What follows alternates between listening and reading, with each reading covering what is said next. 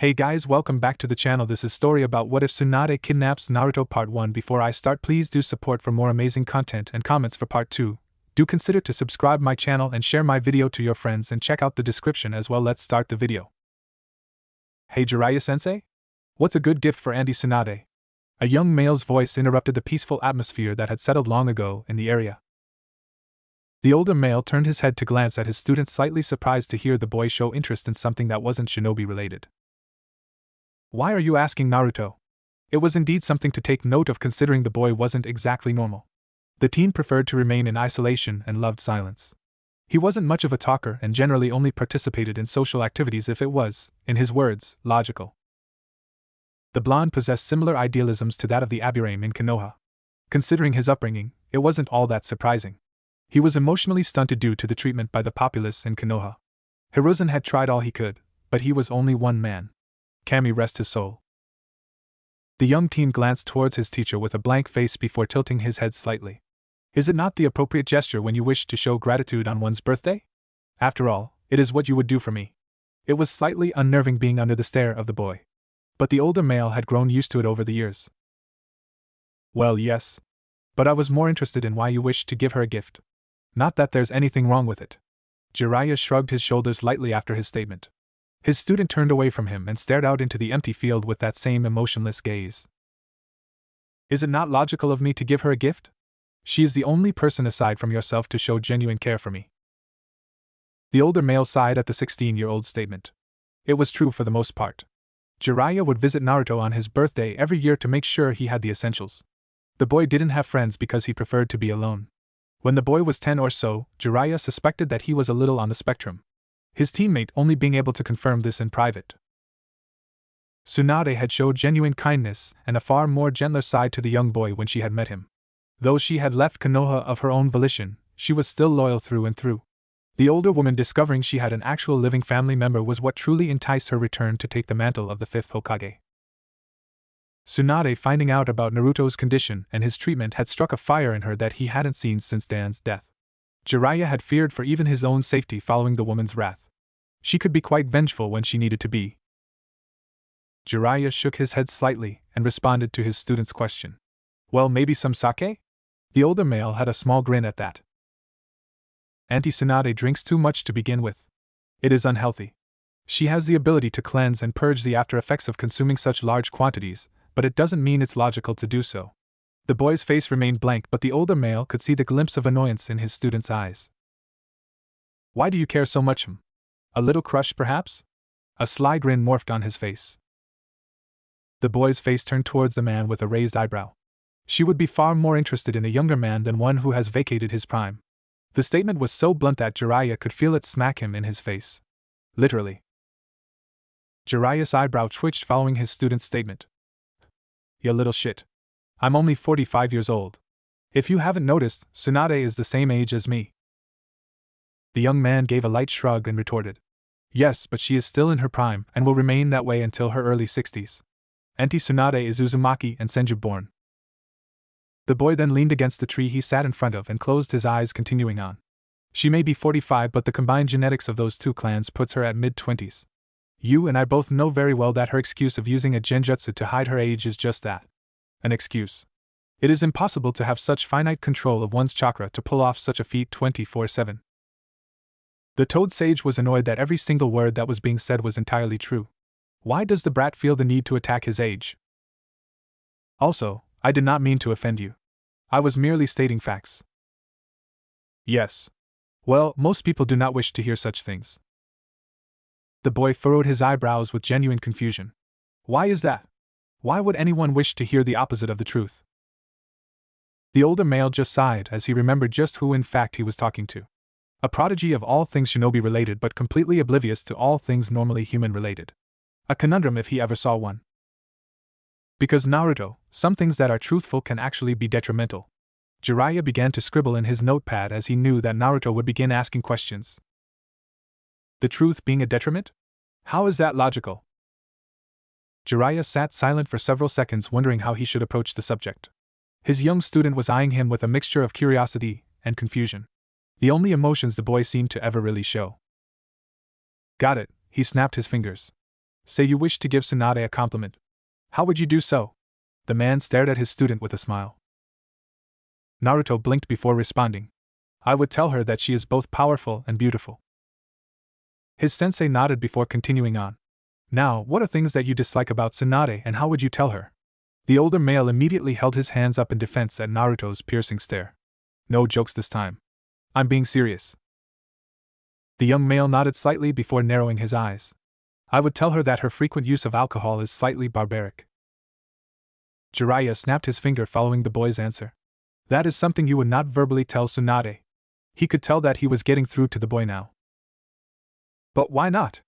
Alcohol is a detriment to her health. The blonde had his head tilted slightly with a vexed expression on his face. Because Tsunade knows her limits. Alcohol is a detriment to anyone besides Jinchurikis and that woman. Her body actually purges the toxins in the alcohol faster than they can affect her. Tsunade just chooses to block it. He gave a slight shrug afterwards. I don't understand. Jiraiya gave a small smile at that and responded. It's due to the fact that Tsunade enjoys the feeling of it. Alcohol will never truly harm the woman. It's physically impossible. I assume she dramatizes her drunkenness to get you and Shizen annoyed.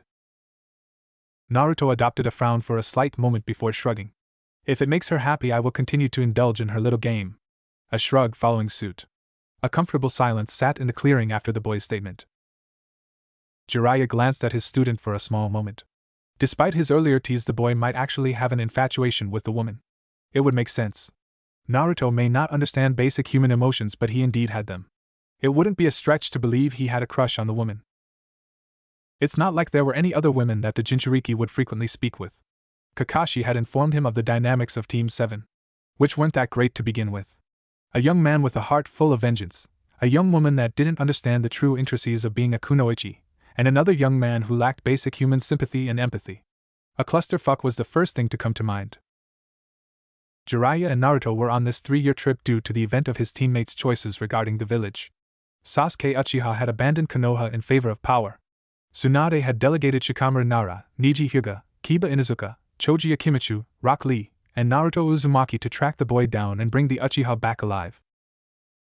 The mission was a success but a catastrophe of epic proportions. 3 young men ended up in critical condition and the target Sasuke Uchiha was killed by Naruto. Jiraiya had no idea what actually happened. Every time he asked the boy, he would get ignored or the subject would change. The only individual who knew the information was Tsunade herself. The 5th Hokage refused to speak about it. While a tracking team was sent to retrieve the young boys after their fights, Naruto arrived at the gates later that day with a dead Sasuke over his shoulders. He had simply stated that I failed the mission parameters.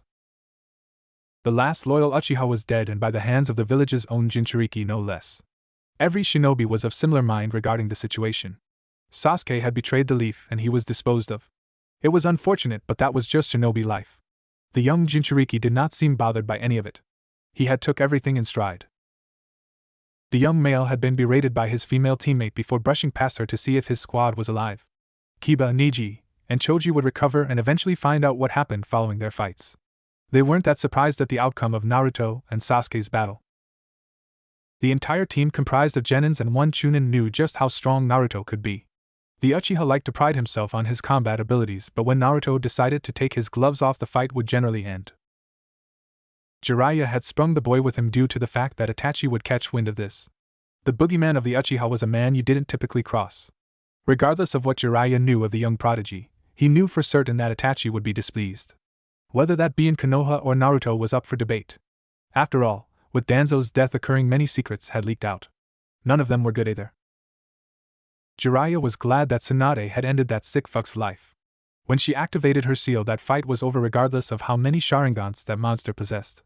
The goal of the man to push for the Uchiha's annihilation as well as using Itachi Uchiha to commit such a heinous act. The Reaper would no doubt wish to speak with the source of his little brother's subsequent death. It was a big reason why the Toad Sage had convinced Tsunade to let him take the boy. Even if the situation was explained about Danzo's treachery, Jiraiya was uncertain about Itachi's course of action. It was better to be safe than sorry. The Akatsuki was another problem.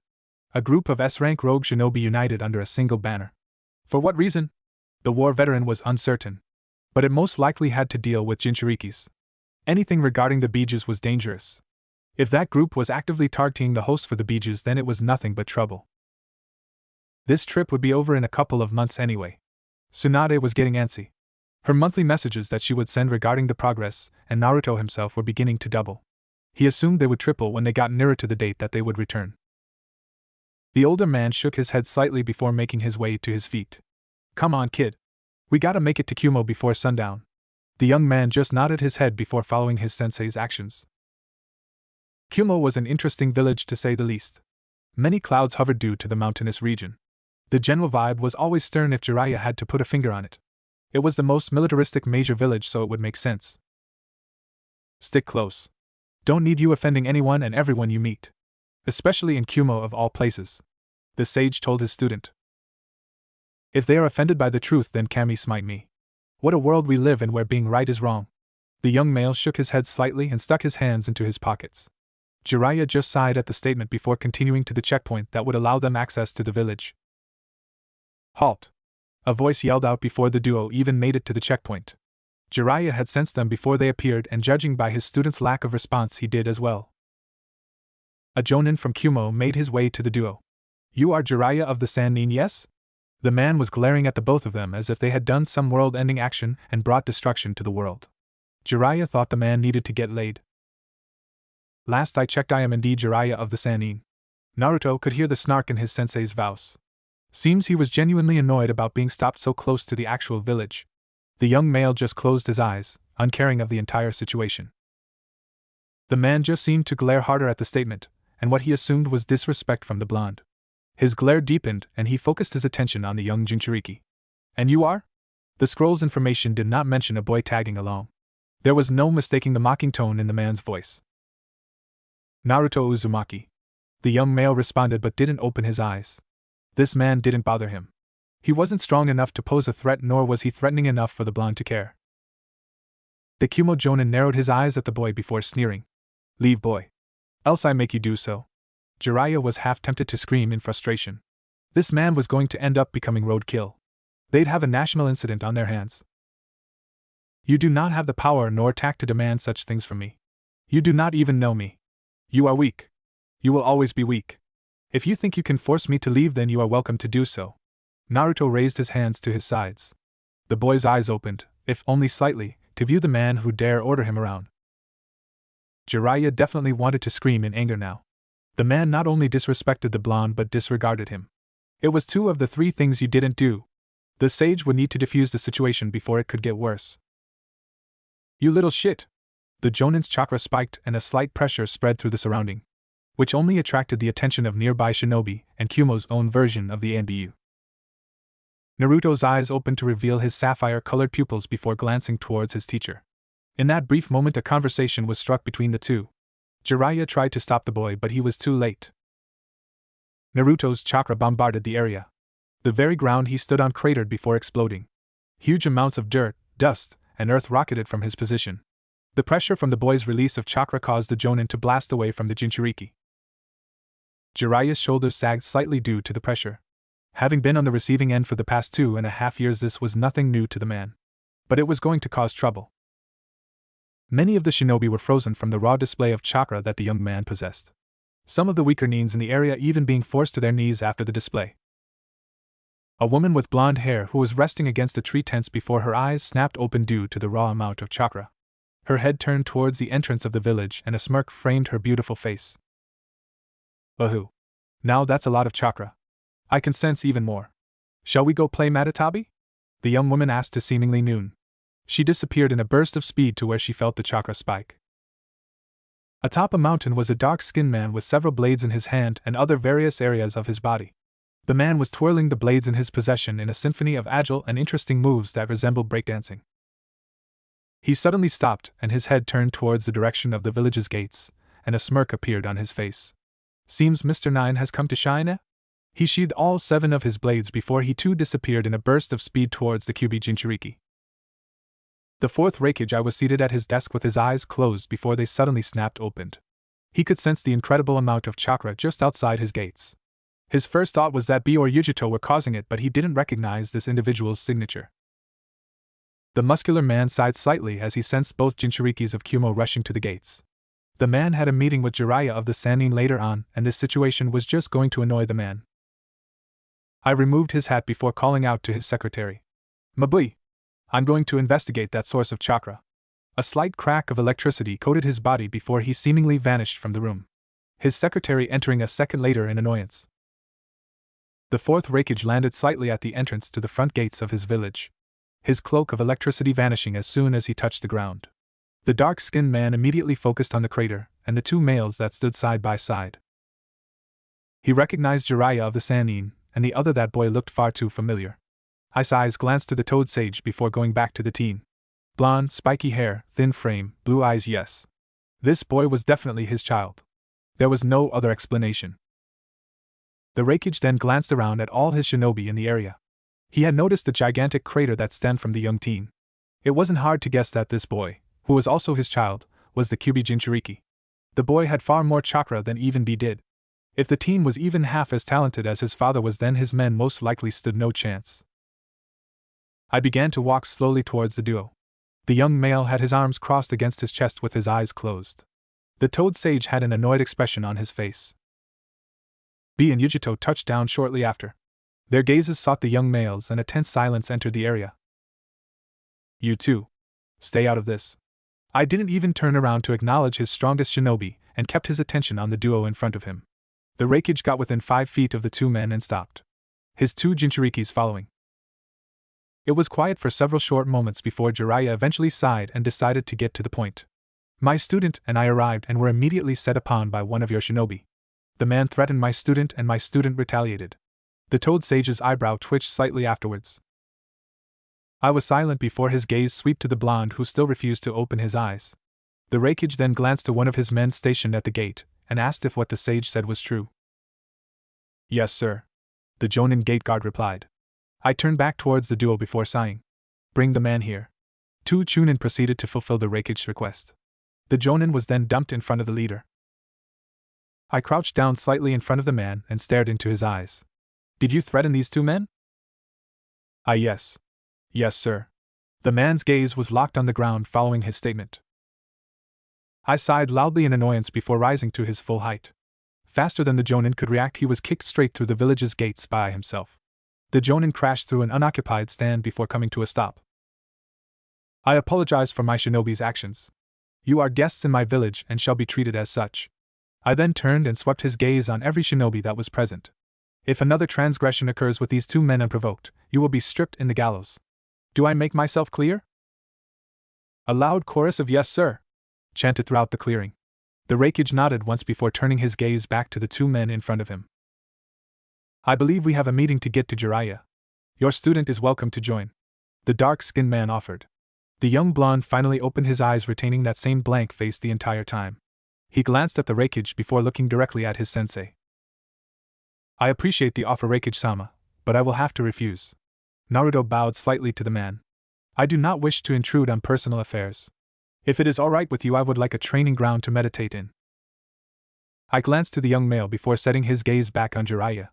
That is fine. But considering who you are and what you hold, I will need to have my shinobi watching you. The young blonde just shrugged while nodding his head. That is acceptable. Thank you for the hospitality. The boy was incredibly different from his father. That blank expression had remained the entire time since arriving. Either the boy had an amazing poker face that could put veteran shinobi to shame, or it was just his normal expression. Yujito adopted a sultry smirk. Is it okay if I am the one to watch the boy, Isama? The young male was definitely powerful. If there was one thing that Yujito loved besides milk, it was fighting strong opponents. I gave a low sigh before eventually nodding. Behave yourself. I will not repeat myself a second time, the man warned. Yujito gave a cat-like grin at his warning and focused her attention on the Kyuubi Jinchuriki. I should be saying that to you, Naruto, Jiraiya stated. The young male just glanced at his sensei with his head tilted before shaking his head. The blonde began walking away towards the village gates with Yujito immediately pouncing afterwards. B. Make sure she doesn't cause trouble. I trust her, but you know how she is. The Hachibi Jinchuriki just nodded and turned his attention to the toad sage before nodding towards him and disappearing shortly after. This is going to be a long day. Jiraiya's voice was tired and exasperated. That seems to be accurate. I following suit. Come. Let's talk in my office. The Raikage gestured and both men began walking to the designated area. Naruto and Yujito walked side by side through the village as she led him to her personal training ground. The boy was quiet and didn't seem to talk all that much, which wasn't necessarily a bad thing in Yujito's opinion. The boy was taller than her by a few inches and he walked with a confidence only veteran shinobi possessed. Considering the boy didn't look 18 years of age made the boy far more dangerous. Which again, wasn't a bad thing to Yujito. "You're a quiet one," she stated as if fishing for a response. The boy didn't respond for several moments. The woman figured he wouldn't respond. "I just prefer silence. It is calming to me." The boy lightly shrugged his shoulders following the statement. He was aware that the woman was similar to him. He assumed that she was the Nibi Jinchuriki. Yujito nodded her head at his statement. She assumed that he didn't mean anything negative by it. But he was a Jinchuriki that didn't belong to a village like Kumo. This village loves their Jinchurikis, taking pride and actually praising Bee and herself. The blonde couldn't imagine growing up in a place where everyone treated you like trash. "I assume you didn't have the best life in Konoha, did you?" the woman questioned curiously. The boy's head turned towards her before focusing back on the path. "You'd be correct. I was ostracized and feared my entire life due to something I had no control over. The villagers believed me to be the actual Bijou that devastated their home. A foolish notion." There was no emotion that Yujito could detect in his voice. No bitterness or anger came from him. The woman's eyes narrowed slightly. Could the boy's negative treatment be the cause? She didn't wish to say that he seemed slightly off, but... "You do not seem angry about it," the blonde questioned lightly. She was curious to see if she could get him to open up about the situation. After all, she didn't truly know how other Jinchurikis were treated. "If you wish to know about my life in Konoha, you are free to just ask. Sensei says that I am emotionally stunted due to such negative human interaction. I do not understand basic human emotions. I also lack sympathy as well as empathy." The boy lightly shrugged following his statement. "Sensei says that while I lack the understanding of emotions, I still have them, which often causes confusion." The boy turned silent after his statement. Yujito was surprised to hear such delicate information about the young man. Was he not worried about No? No, he wasn't. He just informed her that he wouldn't understand. It meant that she would only know what he truly wanted her to know. Anything that was actually deemed important to the young man would never be revealed. Interesting. The young male also hadn't made eye contact with anyone since her arrival at the front gates. His eyes would remain closed or they would stray away from the face when talking. The blonde didn't lack confidence given his general stride, so it definitely wasn't that. ADHD? No. There were very little movements with his hands and fingers. He'd be fidgeting with a kunai if that were the case. Autism? Now that seemed more likely in her opinion. Just from her brief interaction she could tell that mentally something wasn't right. Not that there was anything wrong with that. Given his treatment in Konoha, it wouldn't be a stretch of the imagination to say so. It was unfortunate that someone who grew up a Jinchuriki like herself could be treated so inhumanly. The two Jinchurikis made it to Yujito's personal stomping grounds. She presented it with a slight tada, and the like. The boy furrowed his eyebrows in confusion at the statement. "It is quaint. Away from others. Secluded." He nodded his head. "It is nice." Which looked entirely too weird due to his blank face. The boy began to walk to a nearby tree and planted himself in front of it. He rested his hands in his lap and then closed his eyes. Yujito watched him the entire time. Once he was seated in front of the tree, it seemed like his entire body just stopped moving. It was fascinating. Was he even breathing? It didn't look like it. A distinct calming aura settled in the area. The Nibi Jinchuriki noticed it almost immediately. "This is nature chakra Yujito," Matatabi's voice explained. "He is a sage. An incredibly gifted one as well. He is able to juggle his own chakra as well as the natural chakra that is ever flowing in the world. It is incredibly rare and difficult for you shinobi to achieve such a state. You can count the number of individuals to ever master the ability on one hand." Yujito was shocked to say the least. Her eyes narrowed as she noticed the pigmentation that surrounded the boy's eyes. An orange substance? Appearing around his eyes. There were several animals that seemed to drift towards the boy. Birds rested on his shoulders while several squirrels sat beside his knees. It was baffling and incredibly amazing to witness. Yujito had heard rumors of Jiraiya being a sage. Whether they were true or not was up for debate. But right before her very eyes she was witnessing what her Bijou described as the coveted sage mode. But why show something so rare and powerful? The boy might not seem to care, but she technically wasn't an ally. This was free information to feed to her village. So why? Matatabi's amused tone ringed in her head. Sage mode isn't just some fancy makeup. You would be incapable of matching the boy in combat.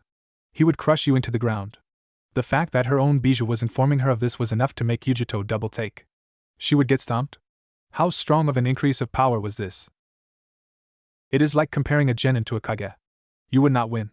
The fact that Matatabi's tone was so exact actually made the blonde pause. Naruto's eyes eventually opened and Yugito gasped at the change. He possessed a bar-like pupil similar to that of a toad while the actual color of the eyes were yellow. They were incredibly mesmerizing. The boy blinked and they returned to their sapphire tint. The calming aura vanished and subsequently the animals scurried away. The boy blinked several times before focusing on Yujito. There is 2 toad sages in this world. But there is only one toad sage who has fully mastered the ability. Yujito could easily assume he meant himself on that last bit. The action hadn't even took long. Several seconds and that power had came and then disappeared just as fast. Amazing. You are very forthcoming with such information. The woman crossed her arms against her chest. She wanted to see what he'd say. It is not like such information would truly be detrimental to me. Very few individuals in this world have gained the ability to wield nature chakra. No one is able to defend against it because no one can use it. The boy leaned against the tree and closed his arms. Just because you know I can use the ability does not mean you can beat me. You know nothing of what I can do with Sage Mode. Yujito didn't take offense to his statement. The boy seemed to just speak truths and facts. Incredibly blunt, yes, but truths nonetheless. Perhaps you would like to show me just what this Sage Mode can do then, The woman had a Cheshire grin adorned on her beautiful face. Regardless of how powerful her bijou informed her of his Sage Mode, she wanted to fight him now. The boy opened his eyes and stared at her with an eyebrow raised. That is illogical. Running headfirst into uncertain battles is never a good idea. But I like to fight. It gets my blood racing and my heart pounding. You would deny me such a fight? She had a faux hurt expression. The woman truly doubted it would work on the boy, but he did say that he possessed normal human emotions. He just didn't comprehend them. Naruto stared at the woman in slight confusion, which served to look incredibly adorable on his whiskered face. I did not intend to hurt your feelings, I am just perplexed at the reasoning. But if you wish to spar, then I will do so. My only wish is that you keep what you learned to yourself. Yujito blinked at that. She could agree to do so, but she could also lie and then later inform her Kage. You seem to be putting some level of trust into me. I could agree and be lying. The younger blonde just shrugged before responding. That is how shinobi life is. If you choose to do so, I cannot stop you. I was only asking for the sake of doing so. Eventually I will be forced to use Sage Mode in an actual fight. If I do not kill the person or if there are bystanders, then people will know of my ability. I am just delaying the inevitable for as long as possible. It made sense to Yujito. The boy was truthful with everything that came out of his mouth. That or he was just an incredibly amazing liar. That'd be something. The blonde eventually just settled on agreeing to his terms. She got to fight with someone with an incredibly rare ability, and all she had to do was keep it to herself? Why not? Though Matatabi seemed highly amused at the entire situation. Would she truly get stomped so easily? Only one way to find out. I agree then. Now let's fight. I want to see just how powerful this Sage Mode really is. Following her statement, the woman flared the entirety of her chakra, and similar to the boy's action earlier, the ground cratered and an insane pressure settled in the training grounds. Naruto was unaffected, it would seem. The boy closed his eyes for several seconds before gaining access to Sage Mode. The boy rolled his neck slightly before standing to his feet. Crossing his arms against his chest, he opened his eyes and stared directly at the Nibi Jinchuriki. I will allow you the honor of attacking first. Yujito gave a feral smirk before charging towards the boy. She was going to enjoy this immensely. Break. This is annoying to say the least, Jiraiya. I directed to the man sitting across from him in his office. You say the group is comprised of S-rank Nuknins? The man's arms were crossed in front of his chest. The white-haired man nodded grimly. We encountered 2 of their members prior to electing our 5th Hokage. Itachi Uchiha and Kisame Hashigaki. Both S-rank and both incredibly powerful. The fact that these are just 2 of the members makes you wonder who's the monster in charge of keeping these men and women in line. That was truly a terrifying thought to both men. To be able to keep men like Kisame Hashigaki in line meant that the leader was nothing short of monstrous. This was a major problem. You are certain they are after the bijou? The man stared hard at Jiraiya.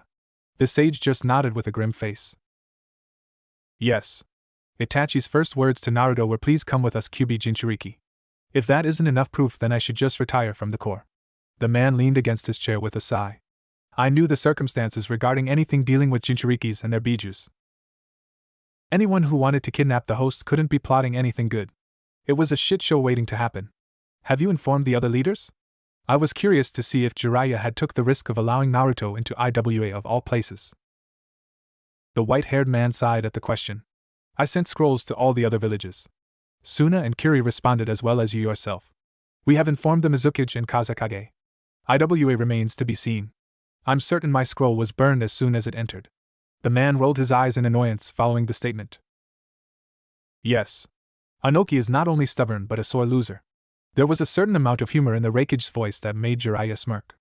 Akatsuki is a major threat at this point in time. I am not so foolish to believe that Kumo is indestructible.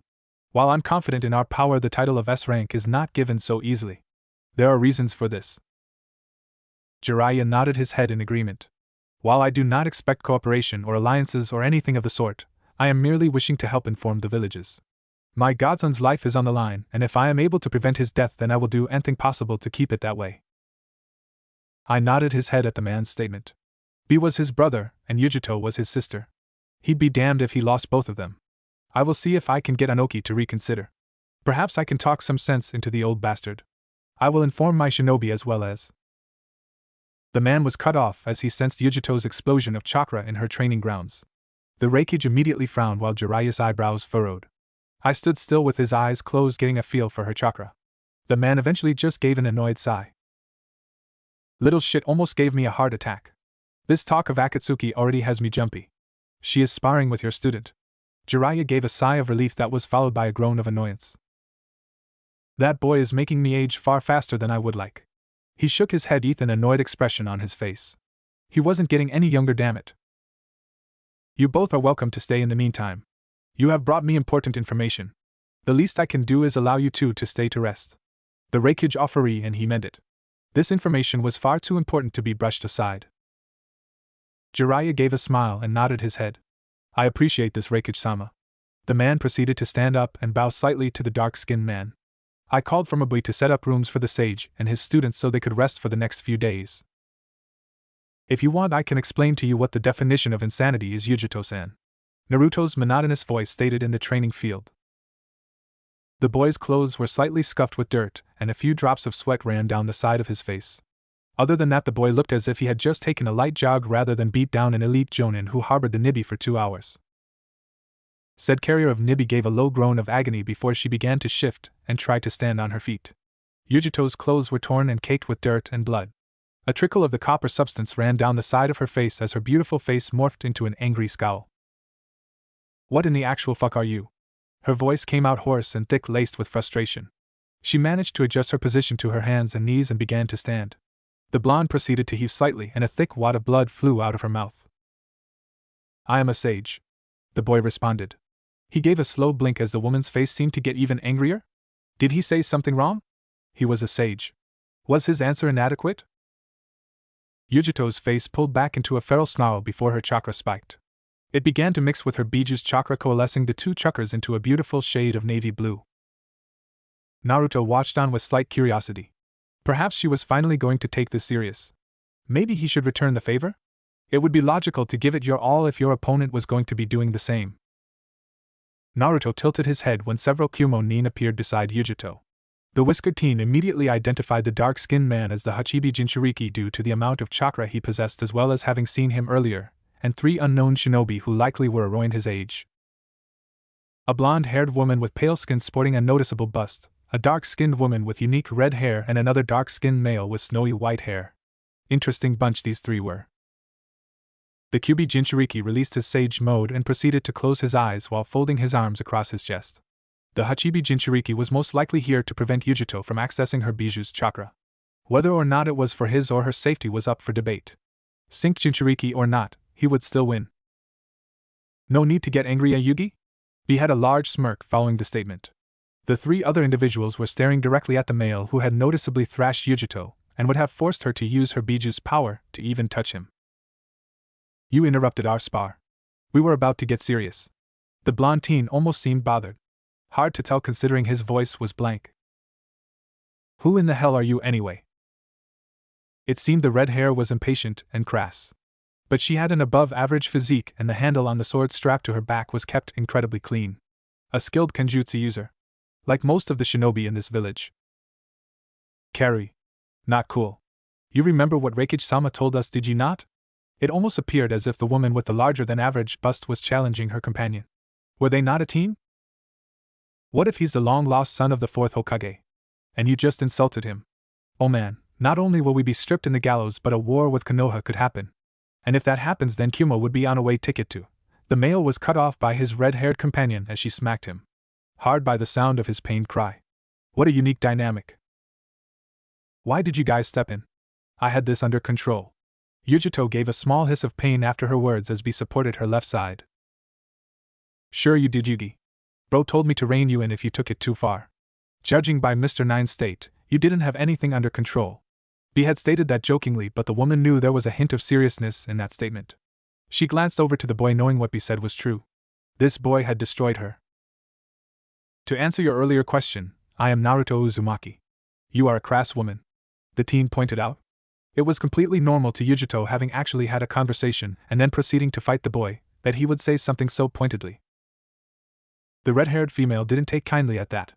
Though before she could say anything Yujito stepped in. Don't mind him, Karui. That's just how he is. He isn't trying to offend you. She leaned most of her weight on B and gave a small sigh of relief. He didn't try anything. He already did. Karui huffed out. The blonde-haired woman glanced at Naruto and gave a short bow to him. I am Samui. These are my two teammates. Karui and Oma. She pointed to both respectively. Karui just glared at the boy and Omoi gave a short wave. Naruto's eyes opened for a slight moment before nodding his head at the trio. B. You called him Mr. Nine. Does that mean? Samui questioned her leader. Killer B stared directly at Naruto for several seconds before nodding his head. It seems Mr. Nine is strong even without his partner, eh? The Hachibi Jinchuriki stated with a small grin. It is what I am told in my village and by my sensei. The blonde teen looked directly into Kyler B's eyes following that statement. Naruto's eyes were blank and unfocused for a few seconds before he shook his head. The Kyuubi and I prefer to be alone. I ask that you respect our decision. The Hachibi Jinchuriki nodded his head slowly while Yujito narrowed her eyes slightly. They both knew a warning when they heard it. There was emotion in that sentence. For what reason? They were unsure. The two locked eyes for a few moments before nodding slightly. If we are done here then I will take my leave. You did well, Yujito. Naruto began to walk away before one of the trio called out to him. How about you spar with us three? Samui called out to the boy. Naruto glanced at her and then to her teammates before ending on B as if asking for permission. Killer B gave a nod with a grin before he disappeared with Yujito in a shunshin. The man trusted them with an unknown individual who proved capable of battering one of their strongest shinobi. The man was either very stupid or had an ulterior motive. Naruto didn't understand his actions, but the man was already gone. The blonde Jinchuriki shifted his body towards Samui, idly noticing that her teammates already moved into positions just out his sight. They were competent, which was already a good sign to Naruto. Sensei did often say that a good shinobi takes advantage of any and all situations. Even after witnessing one of your strongest comrades and her state, you still wish to fight me? The boy tilted his head with a slightly confused expression. Samui compared it to that of a young child asking their parents a question to something they didn't know. It was cute. Are you mocking us? That's not very cool, Whiskers. I may not be a Jinchuriki, but I have years of experience. The busted blonde shifted most of her weight on her right leg. Naruto blinked at her comment before his eyes roamed up and down her body. He stared for several seconds before his head tilted to the left. Years? You look as old as me. How old are you? Samui narrowed her eyes at the boy as he stared at her body. He wasn't ogling her body, and he genuinely seemed to want to know. Yujito had stated that he didn't try to offend if his earlier comment on Karui was anything to go by. He was a Jinchuriki, probably wasn't treated all that well. I am 29. It is rude to ask a woman her age, Naruto-san. Samui fingered the sheath of her katana as the words came out. The whiskered teen gave a blink and bowed slightly towards her. I did not mean to offend. You are a beautiful woman. His face gave no emotions away, but Samui could tell he was just being honest. The young male probably didn't interact with others and just isolated himself to deal with the treatment of being a Jinchuriki. That made Samui frown slightly. Regardless of being a potential enemy in the future, it was just sad that someone could be treated like this for something they didn't have control over. She shook her head slightly and focused her attention on his body. He wasn't tense, and his eyes closed after his statement. He didn't seem like the cocky type, and considering he beat the shit out of Yujito earlier. Samui gave a low sigh and made eye contact with her team. She gave a slight nod and their bodies tensed slightly. She rolled her neck to the left slightly, earning a low pop before she seemed to blur in front of the whiskered teen. Naruto's eyes opened slightly as Samui appeared in his vision. Her katana was headed straight towards his shoulder from her overhead swing. Naruto flicked a kunai into his hand and a shower of sparks illuminated the two as he blocked the woman's attack. As he locked his kunai against the bust of woman's sword, he noticed Karui moving towards his left side. His eyes left Samui and turned towards his right as he kicked out with his right leg before Omoi could blindside him. The boy managed to shift his own blade to take most of the power of the kick, but he still rocketed away due to the force of the hit. With his leg still outstretched from his action, he shifted slightly and removed his weight on Samui's blade. The woman's eyes widened slightly at the action. Her weight continued on the blade as it slammed against the ground just as Karui made it to the duo. Naruto spun on his left leg due to his movement, and hooked his right foot under Samui's blade before flicking it towards her teammate. The blonde could let her sword go and trust Karui had the capability to block it, but the idea of being in a taijutsu battle with the Jinchuriki was unappealing. Samui began to move in tandem with her blade so as to prevent that outcome. Naruto glanced at Karui before he threw the kunai in his hand towards her. When the kunai flew from his hand, the boy made a single hand sign. Karui grit her teeth as she blocked the thrown weapon before a fist planted into the left side of her face. The girl was unprepared for the strike as she spun slightly through the air. Samui's eyes widened as she noticed that in her lapse of concentration the boy had created a clone. The clone turned its gaze on her before it palmed two kunais and began attacking her in a flourish of strikes and spins. The clanging of metal and sparks rang out as the woman defended against her attacker. The boy was incredibly fast, and he had power behind every strike. He left no openings and didn't seem to waste a single movement. The clone slashed low with its right hand and began to shift slightly. Samui's eyes followed the arc of his left hand as it cleaved through the air towards her temple. The sound of metal tinking against the ground was her only warning before a fist rammed straight into her jaw. The boy dropped his weapon when he began shifting. Due to his aggressive attacks, she could do little to defend against the punch. The woman's skull rocked slightly at the blow before she felt two hits follow up towards her abdomen. Spit launched from her mouth as the blows connected. A boot was heading towards her face as she managed to finally get over her daze. She wasn't going to be able to dodge it. Before the clone's foot could make contact, she was saved from further damage when Omoi intervened and took a strike at the clone. The clone struck his blade with the sole of its boot before flipping off of it to put distance between them. The real Naruto began to walk towards his clone and stood beside it with his hands in his pockets. "You've lost," he stated plainly and shifted his head towards their third comrade. The two Kumo nin were confused for all but 1 second before they immediately searched for Karui. The red hair was on her back while a clone of Naruto restricted her hands with his legs and had a kunai resting on her neck. The girl's face was glaring at the clone's neutral expression. "Sloppy. You have good chemistry but lack situational awareness. You should have regrouped every time I force you apart. The only chance of beating a superior opponent is with teamwork." The two clones went up into smoke and disappeared. Naruto crossed his arms and continued. "When I mean teamwork, I mean it. Being able to attack and work off of each other is commendable, but it wouldn't be enough for someone like me. Konoha has remained as powerful as it has been because teamwork is something that is fundamentally endowed in the teachings. You should know what your teammates do before they do. It takes a certain level of communication and trust to do such things. But I was not privy to such things." The boy shifted slightly and stared into the clouds that Kumo harbored. "I prefer to be alone. I work better alone. I'm stronger alone. I know that chances of survival are higher when working with others, and it's logical to wish to be a part of something more than yourself, but I wish to detach myself from such notions." The boy shook his head slightly at that before directing his attention back to the squad of 3. Jiraiya-sensei would tell you 3 that until you can trust each other with your lives that you'll never be able to beat a superior opponent. Karui glared slightly from her seated position at his accusation. "I trust them with my life. How the hell do you know what I feel?" The blonde glanced at her before shaking his head. "No, you don't. You hesitate. Should I place you in a predicament where you need to thrust your life into the hands of those 2, you would drown. More accurately, into Omo-san's hands." Samui frowned slightly at his statement. It was something that she knew all too well from experience. Shinobi get to her age due to skill, talent, and trust. Many shinobi didn't believe in luck. There were many times that Samui had to trust her comrades when in battle. She was confident in their ability, and they reciprocated it. If what Naruto was saying was true, then something needed to be changed. She glanced at Omo and noticed he had a slight frown and his eyes were locked onto the dirt. It seemed the both of them didn't truly trust the other with their lives. Your teammate has doubts. As do you, Kaori-san. Until they are fixed, then you will die when on a high-stakes mission for your village. The blonde began to walk out of the clearing. I state these things so the next time we fight you are more competent. Samui gave a sigh and sat on the ground while sheathing her blade. He's right, you know? Kaori gave her a look of betrayal and Omoi grimaced a bit. What do you mean he's right? Because he is. Would you trust Omo? Before Kaori could reply, Samui interrupted. I mean it. If you had to rely only on Omo to save you from enemy capture or anything of the like, would you trust he has the ability to carry out the task?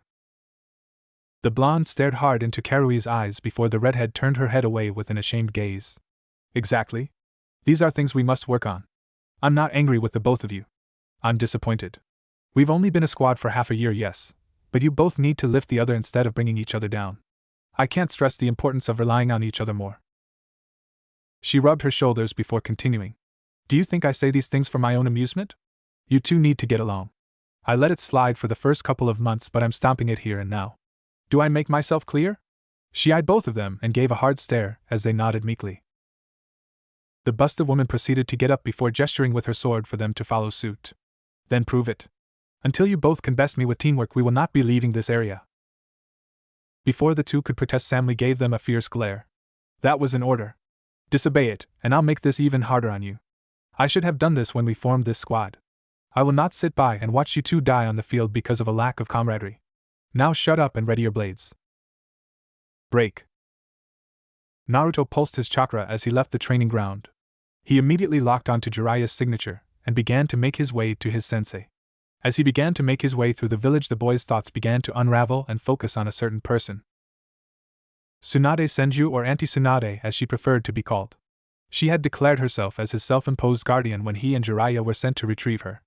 The mission was a success. Naruto believed it so. The woman did return and indeed did take the hat. That was their mission after all.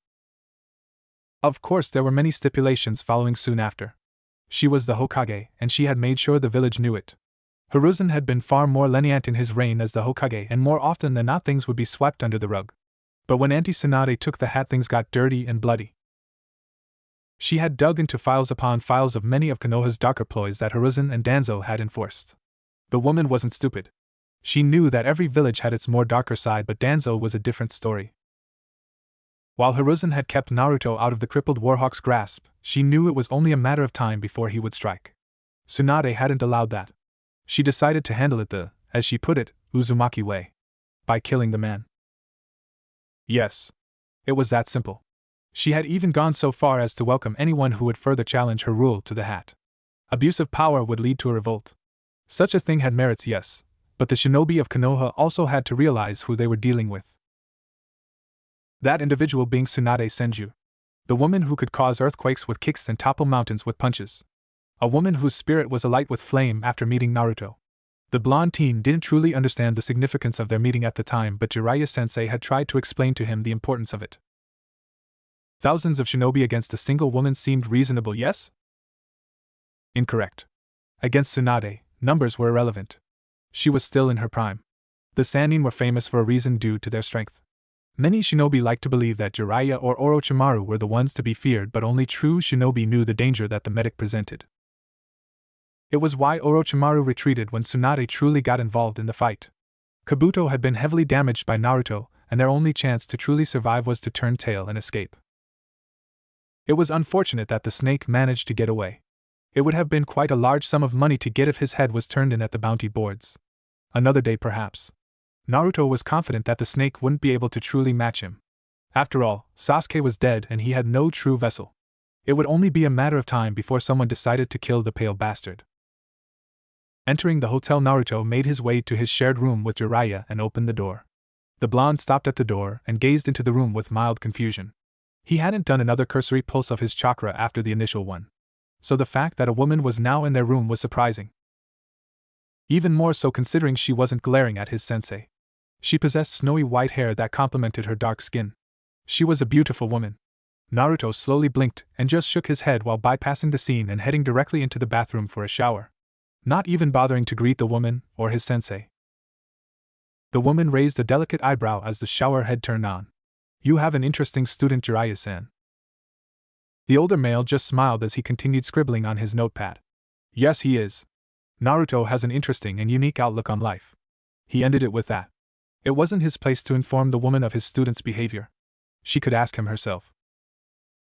The room was quiet for several minutes following Jiraiya's statement, with the occasional noise of a pencil scrawling over paper.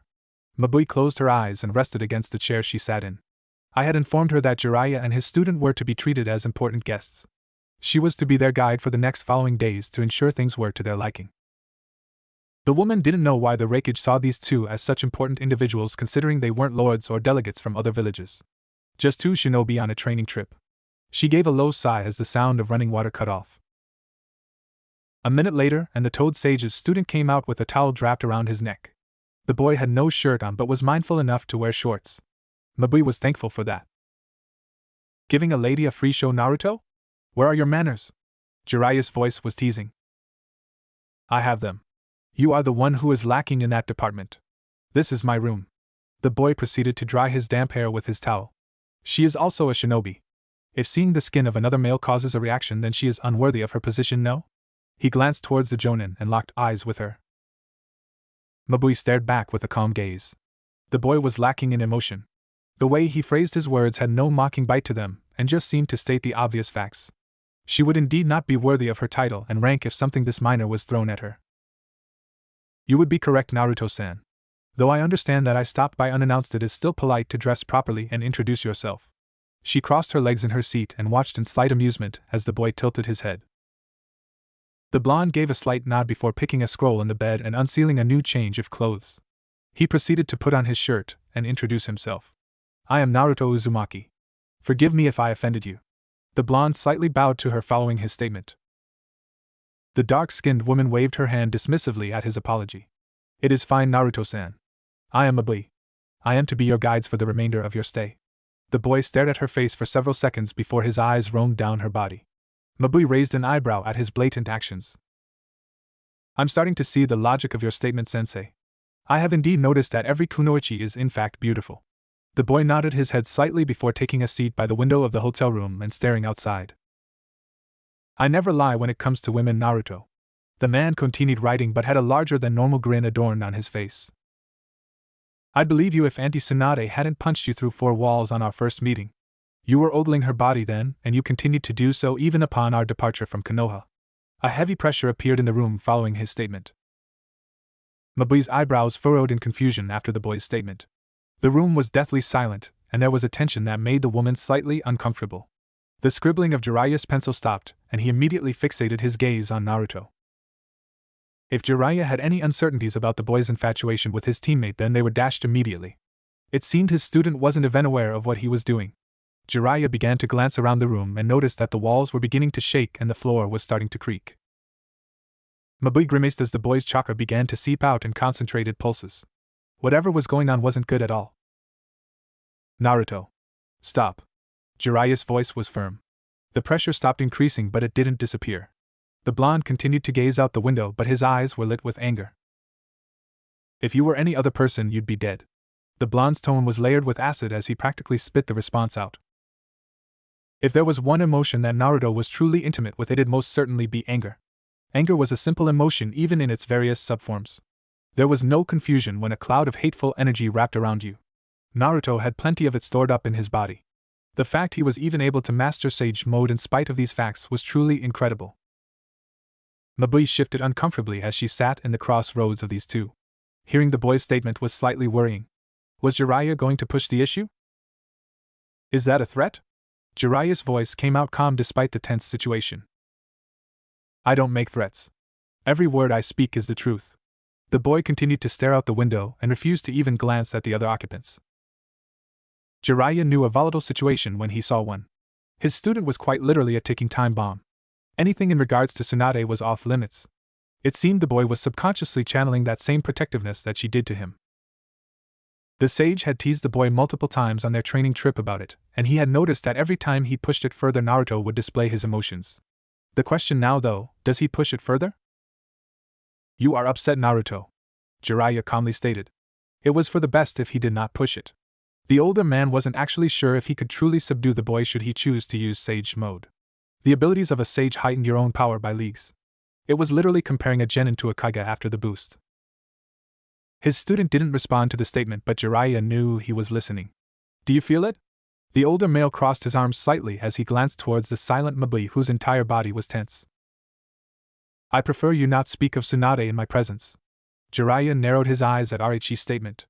It was his own way of saying this makes me angry. It wasn't much, but he could work with that. And why is that? She and I are teammates after all. He noticed that Naruto rolled his neck slightly to the left while a breath vacated his body. He was getting agitated, it seemed. You do not respect her. The boy's hands began to curl and uncurl at timed intervals. Jiraiya was unaware due to the positioning of Naruto's body. Naruto's eyes began to bleed red as he stared out the window while his hands continued their repetitive actions. Why Auntie Tsunade puts up with your deplorable actions is beyond me. The pressure began to rise and the room began to shake again due to Naruto's anger. Mabui flinched as the pressure wrapped around her entire body. Jiraiya gave a hard frown and proceeded to stand up. He would soon regret the next words that came from his mouth. You are being irrational, Naruto. You don't even understand why you're angry in the first place. What would Tsunade say if He was cut off as Naruto's fist embedded itself into his stomach. The Toad Sage flew through the hotel room door and crashed into the room directly opposite of theirs. Mabui's eyes widened as she noticed the crimson cloak covering the boy. 2 large, floppy ears sat atop his head and 3 tails waves behind him slowly. The amount of anger and rage wafting off the boy was enough to cause the woman to retch slightly. B and Yujito's chakra cloak couldn't compete with this. And this was only 3 tails. I'm being irrational? You are lucky that I respect you and appreciate everything you've done for me. Mabui cringed at the alteration of his voice. Something that should only exist in the deepest and darkest of nightmares. Jiraiya slowly walked back into the room with a minor limp, ignoring the onlookers and shinobi that were now investigating. Perhaps he shouldn't have pushed the boy. He deserved a bit of it. A light punch, if anything. Certainly not full-powered. He was sure a rib or 2 was broken now. The cloak that previously surrounded the blonde now began to dissipate. His face adopted a frown, and he shifted his body towards the window. I want to go back to Konoha. I'm finished. Jiraiya narrowed his eyes. They had 6 more months left for their trip, but in all honesty the boy already learned everything Jiraiya had to teach him. They were only on this trip due to the threat of the Akatsuki. The sage felt the need to warn the other villages to be on the lookout for members of the mercenary group. The older male sighed slightly before nodding his head. There's not much left I could teach you. So if you truly wish to, I can send a message to Tsunade now. The boy shook his head, which surprised the male before Naruto closed his eyes. We leave tonight or I go myself. Jiraiya's eyes widened at the statement. By himself? For what reason? Because he was upset due to their conversation? Naruto. Tonight. The boy actually glared at the man for several seconds before disappearing in a shunshin. The room was silent for several moments before Mabui shifted uncomfortably and began to leave. I hope you enjoyed your brief stay at our village. She proceeded to vacate the building to inform the Raikage of the situation that just happened. Jiraiya just sighed before jicing a slight hiss of pain. The kid hit hard. I personally feel like you overreacted, Naruto. Jiraiya voiced in a slight petulant tone. Sometimes I wonder who the sensei really is between the two of us. Naruto's voice was the usual monotone, but Jiraiya could sense the admonishing undertone. Haim will reprimand you. The Toad Sage pointed out plainly. Jiraiya wasn't looking for another reason to anger the boy. A fact was a fact. You can't really assault your commanding officers. The blonde glanced at his teacher before shutting his eyes and turning back to the road. She would give me a hug and pat me on the back.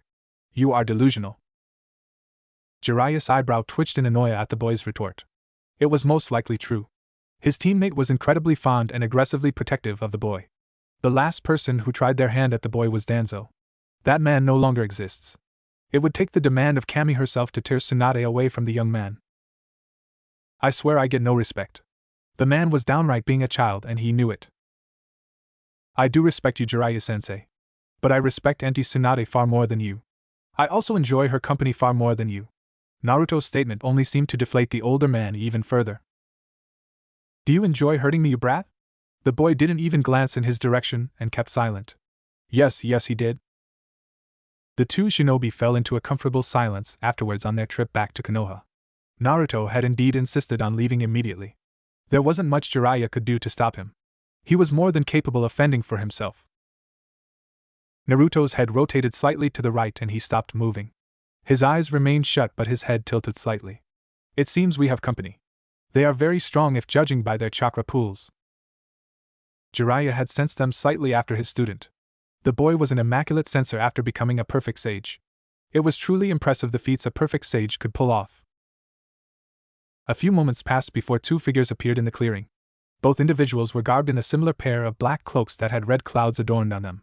One was definitely a man, and the other was more akin to a fish mutant of some sort. Itachi Uchiha. Naruto's monotone voice invaded the silent clearing. The blonde's eyes were still closed but his head was facing directly toward the man.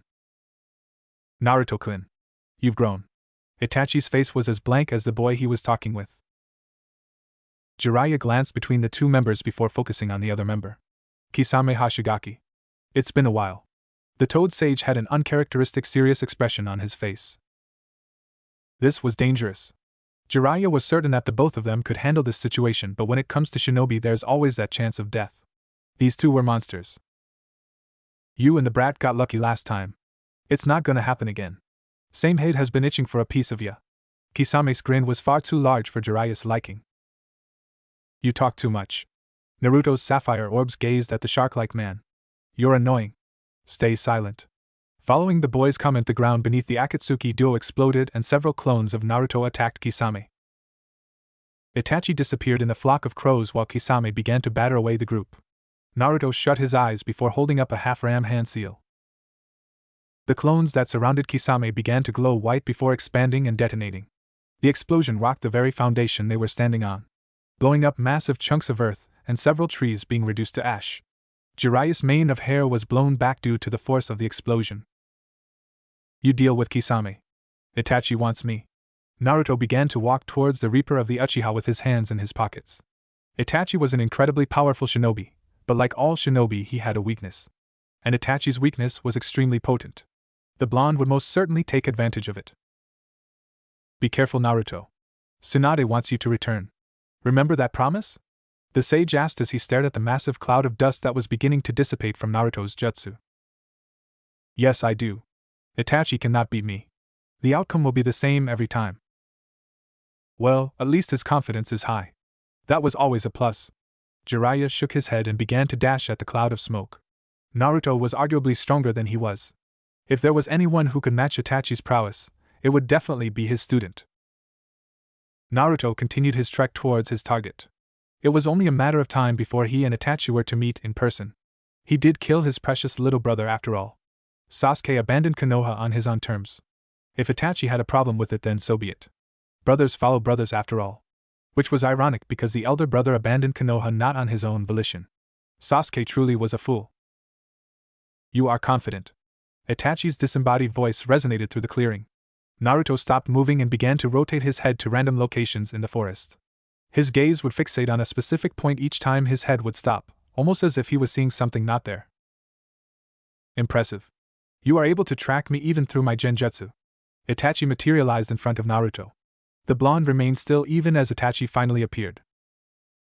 Do you wish to fight now? The Jinchuriki began to flex his muscles in preparation. His hands coming out his pockets and his eyes slowly opening to reveal his eyes. Chakra began to seep out his body and settle around the clearing that surrounded the area. Itachi glanced around slightly before eyeing the boy. To have so much chakra that you can negate area-wide genjutsus is truly monstrous. The blonde clenched his hands following the Uchiha's statement. Itachi noticed it immediately. A knee-jerk reaction. It seemed his treatment in the leaf caused far more damage than Sarutobi had predicted. The pressure was also increasing. An angry Jinchuriki is a dangerous Jinchuriki. Itachi knew that a prolonged fight was a disadvantage for him. The ground beneath the blonde cratered due to the exertion. I meant no harm in my statement. A poor choice of words on my part. The Reaper continued to observe the blonde even as the boy's chakra rippled through the area. Itachi could actually see his chakra, it was so potent. Should they come to blows, it would truly be a difficult fight. Truthfully, Itachi had wanted to speak to Naruto privately about what happened. The man wasn't angry, only curious as to what truly happened. There were only two people who truly knew what happened during Naruto and Sasuke's fight. Itachi wasn't going to take the risk of speaking with the fifth Hokage. I don't suppose you're open to the idea of a simple conversation? The infamous Uchiha questioned. His dijutsu bore into the Jinchuriki, who stared directly back into them without a care. Itachi was now aware that Naruto was even more dangerous than before. The Uchiha blinked and Naruto's face appeared a foot away. The boy's left fist was on course to the older male's temple. Itachi's Sharingan could see the air being physically split from the sheer speed of the Jinchuriki's punch. Blocking was absolutely impossible. He'd have to be on the defensive this entire fight and only redirect blows. Timing would be his only counter to such force and speed. Itachi stepped back as the fist sailed past his head. Before being able to retaliate with an attack of his own, he was forced to jump back as a clone appeared above the boy. A boot careening towards his skull that would take him out of commission should he be hit by it. The Uchiha's hands shifted through 7 seals in a single second. A stream of fire erupted from his lips afterwards. The force from the jutsu pushed him back in air to further the distance between the two. His crimson eyes snapped to the left as the boy yet again appeared directly in his blind spot. He knows the Sharingan's field of vision. Itachi weaved his hand and gripped the wrist of the Jinchuriki. He immediately twisted the appendage and pulled downwards while shooting his knee towards the boy's stomach. The blonde casually raised his knee, stopping the blow from making contact with his abdomen. Both prodigies locked gazes for all but a second. Naruto's foot curled around Itachi's ankle and he locked the appendages together. Itachi braced his body as the blonde crouched lightly on his remaining leg. The boy fell backwards and dragged the older male with him. The two shinobi were perpendicular to the ground as Naruto's foot sprang back towards his abdomen and shot out with terrifying speed towards the Uchiha. The Uchiha managed to direct the blow outwards using his palm. The foot still scraped the side of his hip and he was forced to relinquish the hold he had on the boy.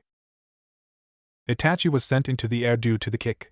Even after being weakened, he was still pushed airborne. Naruto placed a single hand on the ground to balance himself, and he flipped into a crouch and immediately rocketed towards the Akatsuki member. A giant fireball was sent in retaliation for his efforts. The blonde clicked his teeth together as the jutsu swallowed him whole before eventually imploding in on itself. Itachi landed without a sound and stared directly at the explosion. The male was well aware that it would take far more to even put a dent on the boy. Jinchuriki were durable and a single fireball would possibly only annoy him. Fighting an Uchiha is annoying. Itachi's gaze swept behind him and he stared at the boy who had not but a singe on his body. His arms were crossed and he was staring at the sky. You all fight the same. The boy shook his head and redirected his attention towards the Uchiha. The boy's hands came to rest together, and Itachi felt a surge of chakra explode from the boy. It's only fair that I fight the same. Itachi's eyes widened as a tornado of wind exploded out from Naruto's body. He began to retreat as the wind tore through the earth. It shredded several trees to small bits of lumber as it continued to grow in size. The unknown jutsu was absolutely devastating. The winds were roaring with a hunger that could only be satiated with destruction. Then it began to move. The natural disaster was sent careening through the destroyed clearing, swallowing everything in its path and rendering the earth to dust from the razor-sharp winds that emanated from it. Itachi frowned as he thought of ways to deal with this predicament. The boy's jutsus were on a level of destruction that only someone like Pain could properly match. The Uchiha doubted the boy was even trying. His dijutsu could see the hundreds of thousands of wind blades shooting out from the tornado. A tornado of pure wind with thousands of wind blades shrouding it in an invisible dome of microscopic-like needles designed to disintegrate. It was as magnificent as it was deadly. The older male knew that Naruto was exploiting his illness. The boy could easily keep him at bay with jutsus like this. He would either have to waste large amounts of chakra to subdue it or be forced to use his Susanoo, both of which were unfavorable to the Uchiha. His vision was already beginning to thin as it was. Using his Manjiko Sharingan would be his only saving grace, that is if he could manage to actually land a hit on the boy. The blonde's speed was incredible. Itachi's Sharingan began to spin and morph until it fully changed from the trio of tomos, with it now resembling a three-bladed shuriken. Red chakra flared around him as his Susanoo began to form around his body. It appeared skeletal in appearance as the skull bobbed slightly. A ribcage formed around Itachi which then extended upwards, forming the torso while two arms shot out of the torso. After the full skeletal structure appeared, muscles began to form around the skeleton. The arms flexed slightly as a shield appeared in its right hand and a shield in the left. A headpiece appeared on the head as robes shrouded the being. There in all its glory was the Uchiha clan's ultimate defensive and offensive ability.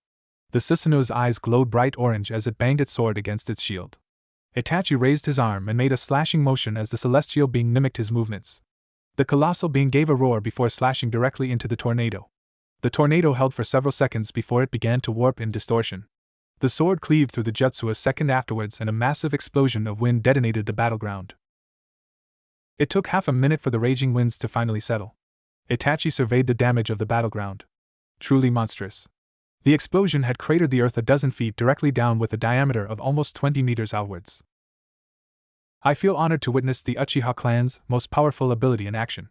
Though, it's unfortunate it will be the last. Itachi's eyes tracked the boy's movement as he jumped out of the massive crater. The Uchiha immediately noticed the difference of the boy. Foreign chakra shrouded around the boy and his eyes were different. Orange pigmentation colored his eyes and his stance was relaxed unlike the previous exchange of fists. His pupils were toad-like in appearance with a horizontal bar. The boy's arms were crossed against his chest as he slowly began to make his way towards the ancient protector that was the Susanoo. If you somehow manage to survive this fight, then I will tell you how Sasuke died. Itachi's eyes narrowed at the statement. Was the boy truly so confident in his ability to best the Susanoo?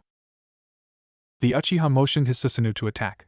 The Titan raised its sword high into the air before it dropped in the blink of an eye.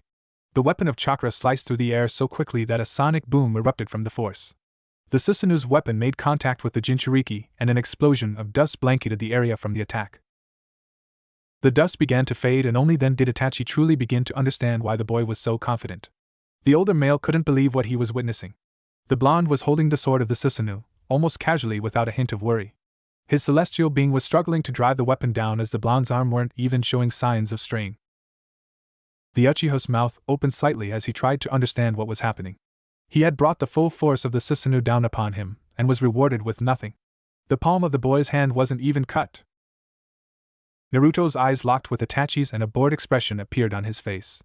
He shifted his arm upwards and the arm and sword of the Susanoo flew directly into the air. Itachi's eyes widened as his Susanoo shifted backwards from the show of strength. It was unreal! Naruto sped towards his opponent to take advantage of his unbalanced being. The Susanoo raised its shield to block Naruto from getting close. The blonde reared his fist back before rocketing it towards the Yata mirror. Upon impact, Itachi was shocked to witness the Susanoo actually being pushed back. How? The Yata mirror was capable of negating all physical and spiritual attacks. Itachi grit his teeth as his feet began to dig in the dirt from being physically moved. How much power did the boy possess? The Jinchuriki shifted his body before pushing even more strength into his punch. His entire body twisted and chakra rippled out from the center of his fist. The Uchiha braced himself as his Susanoo was rocketed backwards from the punch. The Titan flew for several meters as the chakra construct dug its sword into the earth to halt its movement. Immediately after, the Jinchuriki attacked again, though this time he came from above. The two locked eyes for a split second as the Yata mirror appeared directly in the line of sight. Naruto shifted his body and raised his entire right leg in the air. His foot crashed into the shield of the Susanoo with a force that rattled Itachi's teeth. The ground beneath the Susanoo exploded and Itachi gave a grunt of pain at the attack. The absolute power from the attacks was physically weakening his Susanoo and his body. Naruto's foot remained centered on the shield for all but a second before he raised his hand into the air. A Rasengan began to form in his hands before it started to expand in size. The spiraling ball of pure chakra soon grew to the size of a small house. Senpo, Cho Odama Rasengan. Naruto slammed the gigantic ball of rotating chakra into the Uchiha's construct. The ground exploded out from beneath the Susanoo. Itachi's teeth gnashed together as he struggled to hold up the Yata mirror from the jutsu. The ball of chakra continuously grinded against the shield, forcing the Susanoo even further into the ground. Itachi's body shook in pain and blood ejected itself from his mouth. His body just couldn't handle the amount of punishment that was being bestowed upon him. He gave a grunt of pain as the robes of the Susanoo ripped off, revealing the muscular form of the celestial being. Naruto rotated his wrist 180 degrees and the ball of destruction began to swirl erratically and distort from his action. Wind chakra began to circulate around the overpowered Rasengan before the boy let the jutsu implode on itself. The blonde knew that his sage mode would protect his body from the blades of wind that would erupt. A gigantic explosion rang through the clearing. A mushroom cloud of dust skyrocketed into the air and settled in the entire clearing. The absolute devastation from Naruto letting his jutsu implode on itself was incredulous. The once green forest was now reduced to nothing but earth and soil. A barren landscape of nothing but rock and clay. Once the dust settled, Naruto was standing above the defeated form of Itachi. The Uchiha's Akatsuki robes were shredded and blood ran down his eyes and mouth. His vision was blurry as he stared into the unique eyes of his opponent. Naruto raised a single eyebrow as he gazed at Itachi. He was impressed that the man was able to block one of his strongest jutsus, and actually survive. You didn't use Tsukuyomi. Why? The blonde questioned out curiously. He crossed his arms as he stared at the Reaper of the Uchiha. He knew the jutsu was useless on someone like him, but he was still curious. Using such a taxing jutsu that isn't guaranteed to work is foolish. It is not as if my body could handle the strain it would give me. You exploited my illness as well as the weakness of the Manjikyu Sharingan. The Uchiha coughed up blood following his statement. The Jinchuriki proceeded to just stare at the elder male before shifting his weight. Your brother was a traitor, he stated out plainly. He was foolish and naive in his pursuit of power to avenge his clan. And you are to blame. Itachi stared weakly at the blonde for several moments before responding. I protected him. Danzo would have had me kill every Uchiha. I pleaded for his safety. Then you are as foolish as Sasuke. Naruto shook his head. Not every Uchiha was evil in Konoha. Annoying, yes? Only a fraction of the clan was actually planning to revolt. You knew this. Itachi coughed up more blood as he answered the blonde. The Uchiha were corrupted in nature. I was given orders and I followed them. To keep Konoha safe, I would do anything. Naruto stared at the man as he tried to understand the man's reasoning. He couldn't though. The only reason the blonde was truly loyal to Konoha was because of Tsunade. Was this similar to Itachi and the leaf? His eyes narrowed at the thought. Itachi would do anything to keep Konoha safe. The blonde would move mountains if Tsunade asked him to do so. Perhaps he and Itachi were more alike than he originally thought. You wouldn't question orders? I'm a shinobi. What the village asks I do. The village comes first. Naruto stared at the man before a wave of anger swept through him. He didn't understand why that statement angered, but he knew that it did. Then you die in vain. The Uchiha line ends today. Itachi closed his eyes as more blood dribbled down his chin. I am not the last Uchiha. There is one other. The male coughed out blood as Naruto paid attention to that information. He goes by the name of Tobi. It isn't his true name. A persona of his. He's the true leader of the Akatsuki. He pulls the strings. He is dangerous. Do not underestimate him. The elder Uchiha warned the younger prodigy. The Jinchuriki clicked his teeth in annoyance. He will fall like you and your brother. Every shinobi has a weakness. The elder Uchiha managed a small smirk at that statement. You speak as if you don't have a glaring weakness yourself. The Akatsuki has eyes everywhere. They know how close Tsunade is to you. A vicious glare pulled on the blonde's features after Itachi's statement. A blanket of absolute malice and evil slammed into the surrounding area. Itachi felt his heart stop for a single moment as his eyes widened at the sheer anger radiating off the boy. Even Tobi's presence wasn't as vile as this. If I have to crush the necks of every single one of you, then I will. No one will hurt what is mine. You all will eventually die. The slaughter begins with you. The crimson eyes of the Kyuubi bore into Itachi's very soul after the boy's statement. A blade of pure wind chakra formed in Naruto's hand. With a single slash, Itachi's head was severed from his body. Blood spurted from the decapitation and the head rolled several feet. The blonde snarled before retrieving the head. He picked it up before plucking the eyes out of the skull and sealing them away. A dead Uchiha was a good Uchiha. He spotted the ring on the man's hand before he plucked it off. He knew that the rings bore some sort of meaning to the group. Kisame has one and Itachi had one. It wasn't a coincidence. The Jinchuriki pocketed the ring before performing a fire jutsu to burn the corpse of Itachi. He stood still for several minutes as he sensed his sensei beginning to make his way towards him. Kisame must have fled after Itachi's was annoying that he would be unable to kill two members today, but there was plenty of time. They were after Jinchurikis, they'd have to come to him eventually. And when they did, he would crush them. Jiraiya stared at the charred corpse that was once Itachi. His expression was grim as he contemplated their next course of action. He and Naruto had already warned the other villages about the threat that the Akatsuki posed. It seemed that the group was now finally making their move. The sage was incredibly proud of Naruto removing one of their stronger pieces. Itachi was not a shinobi to take lightly. The fact his student basically crushed him was a testament to the blonde's power. Yes, Itachi may have been crippled slightly, but Jiraiya was positive that would Itachi had been at 100% that Naruto would still come out on top. It's the teacher's job to believe in their students. Naruto was like his father in that regard. Boy, would it have been a spectacle to see those two fight each other. The older man gave a low sigh and sat up from his crouched position. We should go. Tsunade will want to hear about this. It'll take a couple of hours at max speed. The white-haired sage dusted his hands off as he turned to his student. The blonde was staring off into the distance with his arms crossed. It would have been normal enough, but the boy was gazing in the exact direction that Kisame had retreated to. I want to give chase. But I'm also aware that should I follow, I'm no doubt to run into several members at once. I'm confident in my strength, but I'm not foolish. That annoyance will live to see another day. Naruto placed his hands into his pockets and closed his eyes before making his way to Jiraiya. There's not much we can do. Considering you took out Itachi, I'm sure they won't send anyone but their leader after you. Itachi was stronger than the members we have intel on. Jiraiya crossed his arms and surveyed the damage between the two prodigies. He shook his head at the carnage left behind. It was absurd.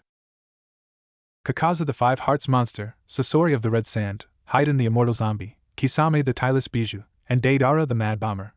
The blonde named off boldly. They wouldn't prove much of a fight. Altogether? That's a different story.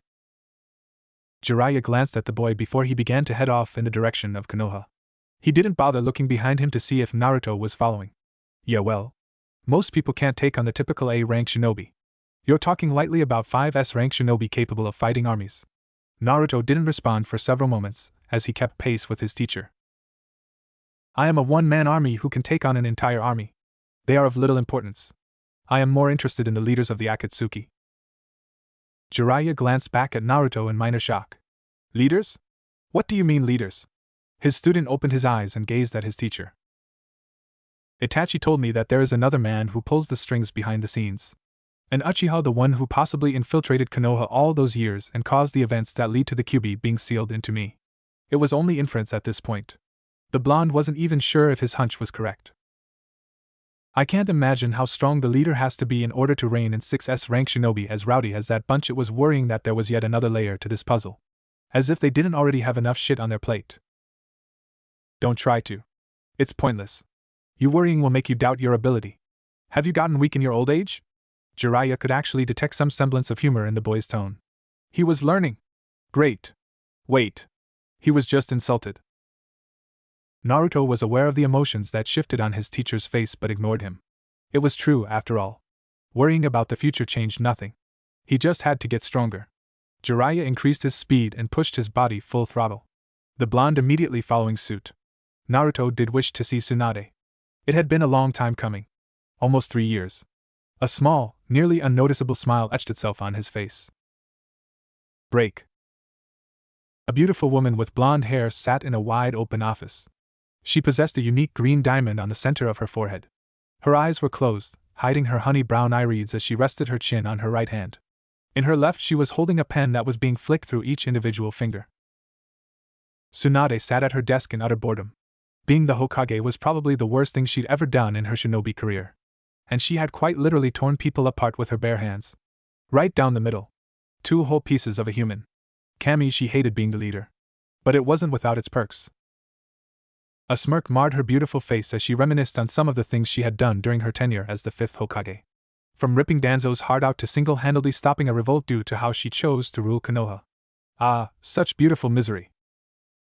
36 shinobi had been put to the sword that day. All because they disliked how she ran the village. It mattered little to the busty beauty. You either listened or you perished. Her sensei had been far too lenient with his authority. The state of affairs in this village had been appalling. The woman had immediately saw fit to abolish the civilian council. A shinobi village had no need for one. The woman shook her head in annoyance at that.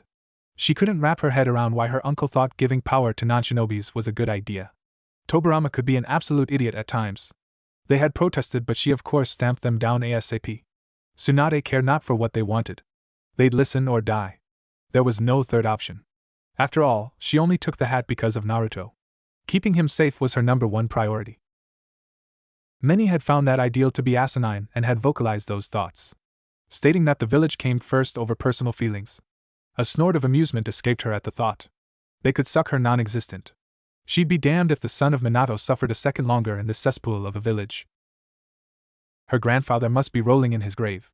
He and Madara had built this village on the ideals of peace and acceptance, and yet those very same people spat in the boy's face, abusing him and treating him less than dirt. Ostracized for carrying the Kyuubi and all the suffering that came with it. Had Minato and Kushina been alive, surely this village would have been purged for such insolence. Hiruzen did an awful job caring for the boy. She loved her sensei, but the respect she once had for the man was gone, allowing all this negativity to fester after Minato's sacrifice. The room shook as her anger made its presence known. He had allowed Orochimaru to escape, allowed Danzo to run amok and ploy behind his back, Let Naruto suffer at the hands of this village and subsequently wipe the Uchihas from history. How? It was unfathomable to the blonde. Experimentations on the masses to the cultivation of Sharingans. Unacceptable. The desk she sat at exploded into 1,000 pieces of wood, the tiny splinters spreading across the room in disarray. Great. Now I'm pissed. Tsunade's eyes opened, revealing the beautiful light brown pupils that rested. Only now they were alight with anger. The woman stood up and began to walk to the window of the room, the hidden Anbu all cringing at the anger that wafted in the room. She flicked the windows open, which expectantly blew them off their hinges, practically eviscerating the wood and glass that held it together. The woman's arms crossed beneath her impressive bust as she stared out at the village that brought her nothing but anger and sorrow. If it wasn't for that whiskered little brat, she wouldn't have all this stress. She shook her head at the thought. No. She was just frustrated. It wasn't his fault. Naruto was similar to a kitten, well, at least in her opinion. Harmless until backed into a corner. He was more like a dog, a pit bull then. Kittens seemed to sell him short. The boy was dangerous after all. A shinobi, that is. He excelled in all things related to the shinobi arts. People skills and communication, etc.? Not so much. But she had been making progress with him before he left on that training trip. The blonde's tense shoulders seemed to relax as gentle breezes swept through her hair. She missed the boy. A lot. This job was bearable when was around. Tsunade hadn't even saw fit to drink her alcohol that much anymore. What was the point if there wasn't someone to admonish her about the dangers it had on her health? Sure, Shizen would do it, but it was always more amusing when Naruto did so. A smile formed on her face as she pictured the boy's little pout. He was so cute. Worrying about her health and such. He most likely knew that she drank just to get a reaction out of him, or did he? That's a thought. Maybe she should ease up on the teasing then. The woman continued to remain still even as the door to the office opened and two familiar faces walked in. The two individuals stood at the splintered remains of her desk unperturbed, waiting patiently for her to acknowledge them. Guess you can teach old dogs new tricks. Tsunade would make them wait though. The two elderly individuals were silent as they awaited for their Hokage to address them. They knew that an angry Tsunade was a lethal one. You didn't poke someone who could crush concrete with her fingers and snap chakra metal with her pinky. It was stupidity at its finest. Koharu and Hamura were content with waiting. What do you two want? Tsunade remained in her position as the two elders straightened. There is a matter that the Shinobi Council is unable to solve. They request your presence, Hokage-sama. Koharu informed her superior. This was always the nerve-wracking part. The blonde was quick to anger, and it didn't take much to set the woman off. Tsunade gave an irritated sigh following the woman's statement.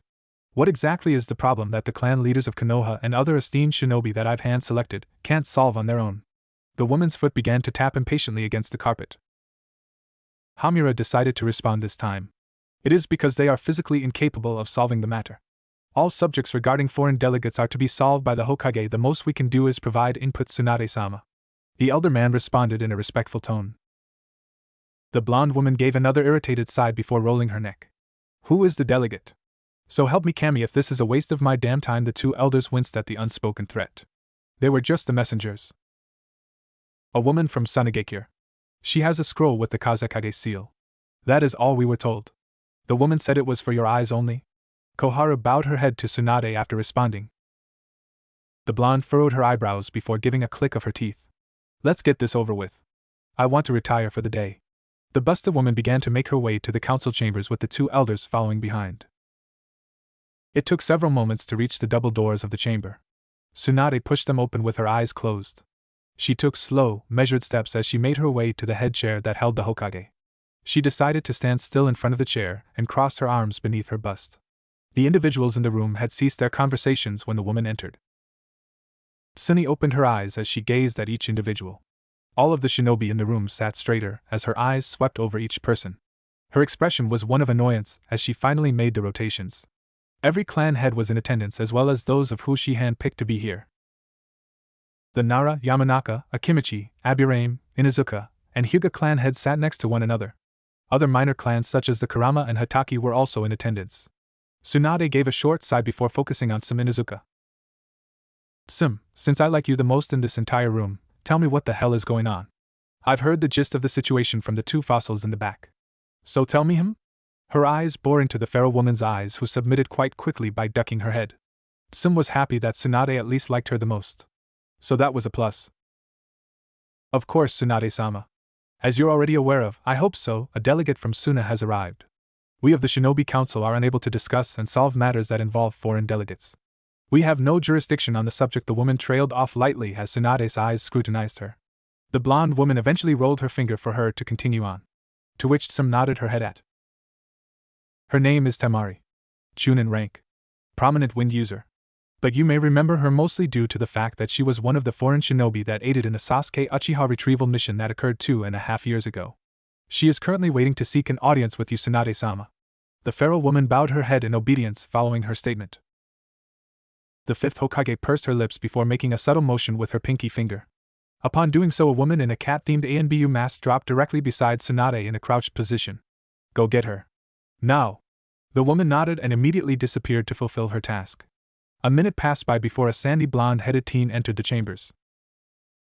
Her ever-present battle fan was attached to her back as the entirety of the room gazed at her. She felt like a rabbit in front of a wolf den. Temari frowned as she gazed at the occupants. She really wanted to clutch her trusty fan right about now, but she'd possibly be cut down.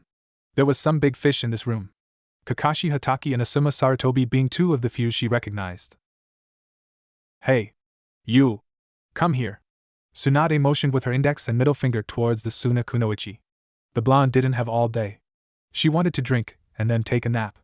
Temari swallowed thickly before making her way to the busty Hokage. This woman was far more dangerous than everyone in this entire room combined. The Suna Kunoichi could still remember the absolute monstrous pressure the woman released upon finding out that half of the team was in critical condition and Naruto had not been found or shown up. It was the single most terrifying experience she'd ever been through. Which was saying a lot considering her younger brother was Gaara. The older woman held her hand out expectantly. Temari fished the scroll out of her shirt before placing it in the palm of Tsunade's hand.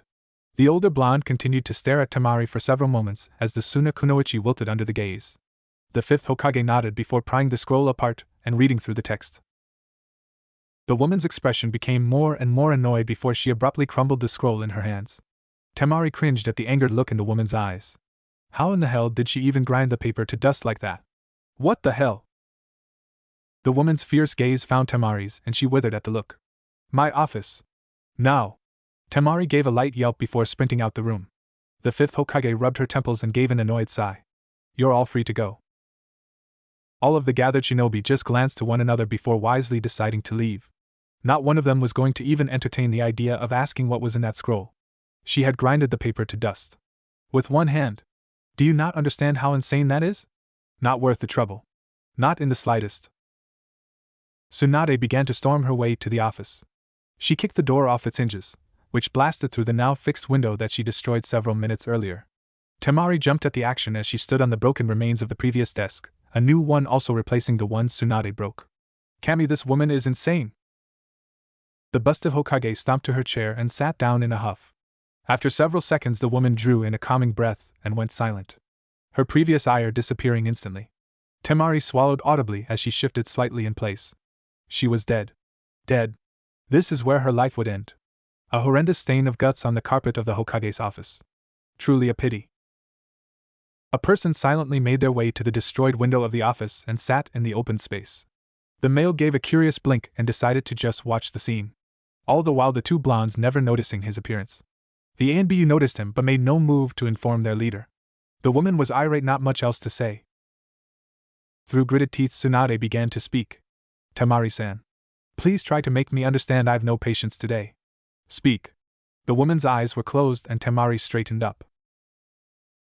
She flinched as the busted woman's chakra began to flare slightly. As you know, Hokage-sama, my younger brother Gaara was made the Kazekage, but the village has not truly accepted his reign as they still remember how he used to be.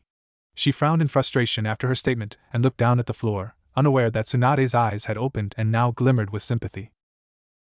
The Council of Suna controls most of what happens. Gaara has tried all he can, but until he can garner the trust of the populace, he is essentially just a figurehead. It doesn't change the fact he is the strongest shinobi in our village. This wasn't his doing. He was vehemently against the idea, as am I. She trailed off after her statement and shifted uncomfortably in the office. Sunda was quiet as she processed what the 19-year-old was telling her. She was aware that this wasn't the Ichibi Jinchuriki's doing. The boy was similar to Naruto in nature now. Quiet and usually emotionless. It's no wonder the two got along well. Her favorite brat had changed the boy for the better. And now look at him, leader of his village.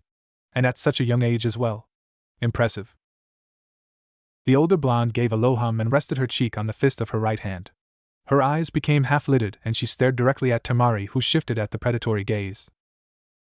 So Suna's little council believes that I'll just bend the knee to their demands? With such little compensation? Temari shifted yet again at the woman's question. Well, this was getting dangerous. She loved her village with a furious passion even through the stupid decisions. She needed to mediate this before it got out of hand. If Tsunade wished to march her troops to Suna, there was little stopping her. Konoha could crush Suna with little to no effort. Naruto had already proven capable of beating Gaara. She wasn't sure if it was possible on her brother's turf, but the blonde must have only gotten stronger since then.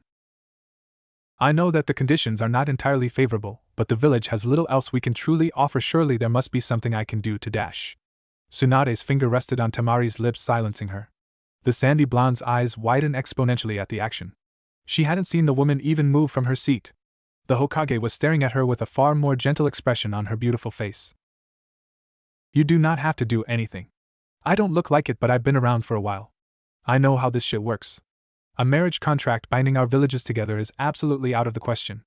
I already know exactly who it is that they are asking for. The woman's gentle expression shifted into something far more terrifying.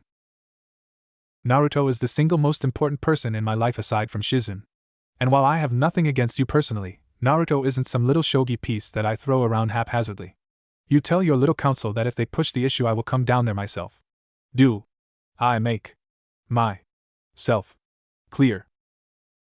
Temari shakily nodded her head as the woman continued to glare directly at her. Stories of Tsunade's brutality on the field were known worldwide. Sunagakure as a whole stood no chance against the woman. It wasn't a secret that her village was the weakest of the big five. Tsunade's finger pulled away from Temari's lips before she patted the girl's cheek with an almost mother-like quality. Good. I'm glad we see eye to eye, Temari-chan. Now you're free to stay for the night before leaving. I'm sure you wish you get home rather quickly, yes? The busted woman gave the girl an amused smile afterwards.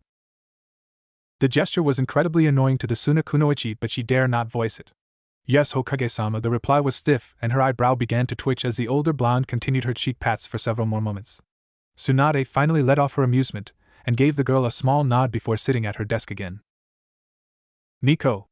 Escort her out. If anyone slanders her or even tries touching her, bring them to me. The purple-haired ANBU captain appeared beside the woman and gave her leader a nod before gesturing for the girl to follow. Tsunade gave a low sigh and began to massage her temples. Fucking stupid, this job sucks. Why did I take it? She began to grumble and throw curses to the gods at her misfortune. The figure in the window that had watched the entire scene finally began to move. The man crept his way through the room before placing his hands on the busted woman's shoulders. Tsunade's entire body tensed and her eyes shot open. Before she could smear the person who was able to sneak up on her, a familiar voice spoke. Because you wish to protect me, that is what you said after all. Tsunade's body relaxed under the gentle ministrations of Naruto's hands. She turned her head to make sure if what she was seeing was true. The woman's eyes raked up and down the boy's body. His hair was longer and more spikier.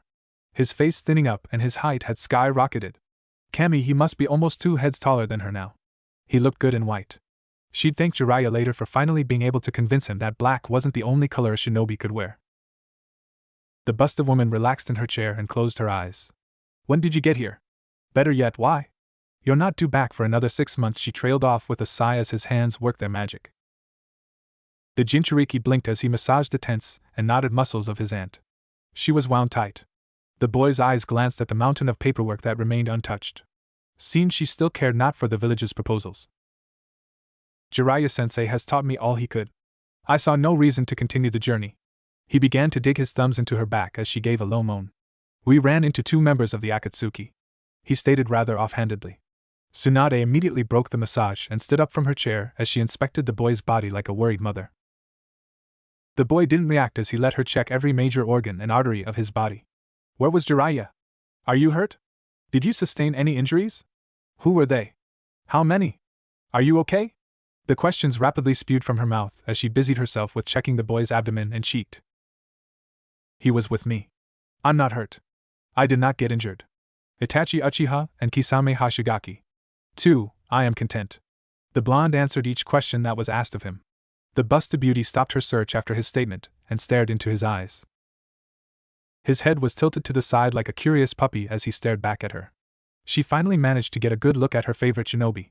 A gentle smile appeared on her face, and she immediately pulled the boy into a hug. Both of her arms wrapped around his back, and she lay her head on his chest. "I'm glad you're okay, I worry about you." The boy's arms awkwardly hung at his sides before he slowly and hesitantly wrapped his arms around her. Tsunade's smile widened at the rather awkward hug he was giving her. The boy was still unused to gestures of affection, but he has definitely improved since that day almost 3 years ago. Several more seconds passed by before the boy finally relaxed in the position, his head coming to rest against hers and his shoulder muscles uncoiling. The boy said nothing as he stood in the embrace of his fellow blonde. He inhaled lightly through his nose as Tsunade's scent invaded his senses. His right hand that rested on her lower back began to wrap further around her. A warm feeling covering his entire body as he stood arm in arm with his aunt. It filled him with a unique emotion that made his heart beat faster. Naruto was unsure of what it was, but it felt right. "I miss you, Auntie Tsunade." His voice came out small and hesitant, as if he was unsure of what he was saying. Tsunade's smile grew at the statement as she increased her grip on the boy. He was durable enough. A stronger hug wouldn't break him. Hopefully. The two blondes stood still in the center of the room for several moments longer than necessary. The ANBU in the room watching the entire ordeal silently. The three masked nin had their own assumptions regarding the relationship between their leader and the Jinchuriki, but they never speak it aloud. Only amongst themselves would the topic be brought up. At times, it seemed as if Tsunade cared a little too much for the boy. It bordered on obsessive at times. The boy had only been 14 at the time and never truly understood the mannerisms that people possessed. What Tsunade had been doing was out of the norm. She'd take hours out of her day just speaking to the boy about mundane topics, asking opinions, thoughts, and anything that would spark something with emotion. Day after day she'd spoon her way through. And each day the lingering touches would last a second or two longer than they should have. The gentle brush of her hand on his as he listened to her stories. How her hand would rest on his shoulder and linger when they were out in the village. The woman's gaze searching for something that only she was able to see. Whatever it is that their Kagekutsu had sparked, in their opinion, an unhealthy interest in the boy. Every day since the boy's departure she'd speak of him. Mostly to herself, or with Shizen. The raven-haired woman would sit and listen each and every time. Never bothered by her master's topic of choice. It was, "I killed Itachi." Naruto's eyes opened as Tsunade Lytle pulled away in shock. She stared directly at him as her lips parted slightly. "You killed him?" She blinked several times as he nodded his head. He reached into his jacket and pulled out a scroll. "His head is in here. As well as something else." She slowly took the scroll as she processed what had been said to her. It was just baffling. Sure, he had been pretty strong when he left on his trip, but being able to match and not only kill Itachi? How powerful did her favorite blonde get? What about Kisame? Judging by how his eyebrows furrowed and his lower lip twitched meant that the shark man had managed to escape. Doesn't matter. The next time I see him his sword will be in my right hand and his head will be in my left. The busted woman's eyebrows raised at how confident he was. It almost bordered on arrogant, but she knew that Naruto only spoke truths. If he was absolutely sure that he'd be able to kill the shark man, then she believed him. Doesn't mean she also wouldn't worry either. Tsunade's hands grazed his torso before coming to rest on his cheeks. She lightly caressed his whisker marks before speaking. "How strong are you, Naruto?" The Jinchuriki though was distracted as he stared into her eyes. It was rare to see such beautiful honey brown eyes in Fire Country. Most individuals possessed ebony or dark brown pupils. Her eyes truly were beauty dash. The boy blinked as Tsunade's fingers pulled on his cheeks, stretching them out slightly. The woman had a small pout as she stretched his cheeks. He gave a muffled what? As Tsunade just continued to stare at him. Several moments passed as the woman gave another squeeze before letting go. This was going to be a long day, at least he was here now. "So, tell me about your trip. What did you and that old perv do?" Tsunade had Naruto's arm trapped between her busts as she led the way through the village. The boy didn't truly mind allowing his aunt to basically take charge. Wherever she chose to go, he'd follow. Trained. We visited several other villages. It was interesting. His eyes found hers as he tried to show more emotion. Tsunade gave a proud smile, and her shoulders swung side to side lightly. "Good. And which did you enjoy the most?" She stared directly at his face as his eyes narrowed. His head tilted slightly, and he gave a slow blink. "I did not mind Kirigakure, the weather was adequate. I have an interest in taking up a sword. Jiraiya-sensei was unable to assist me in that regard." Tsunade raised an eyebrow at the statement. "Do you want me to have Nico show you the ropes?" The boy blinked before glancing towards her. "You don't have to go out of your dash."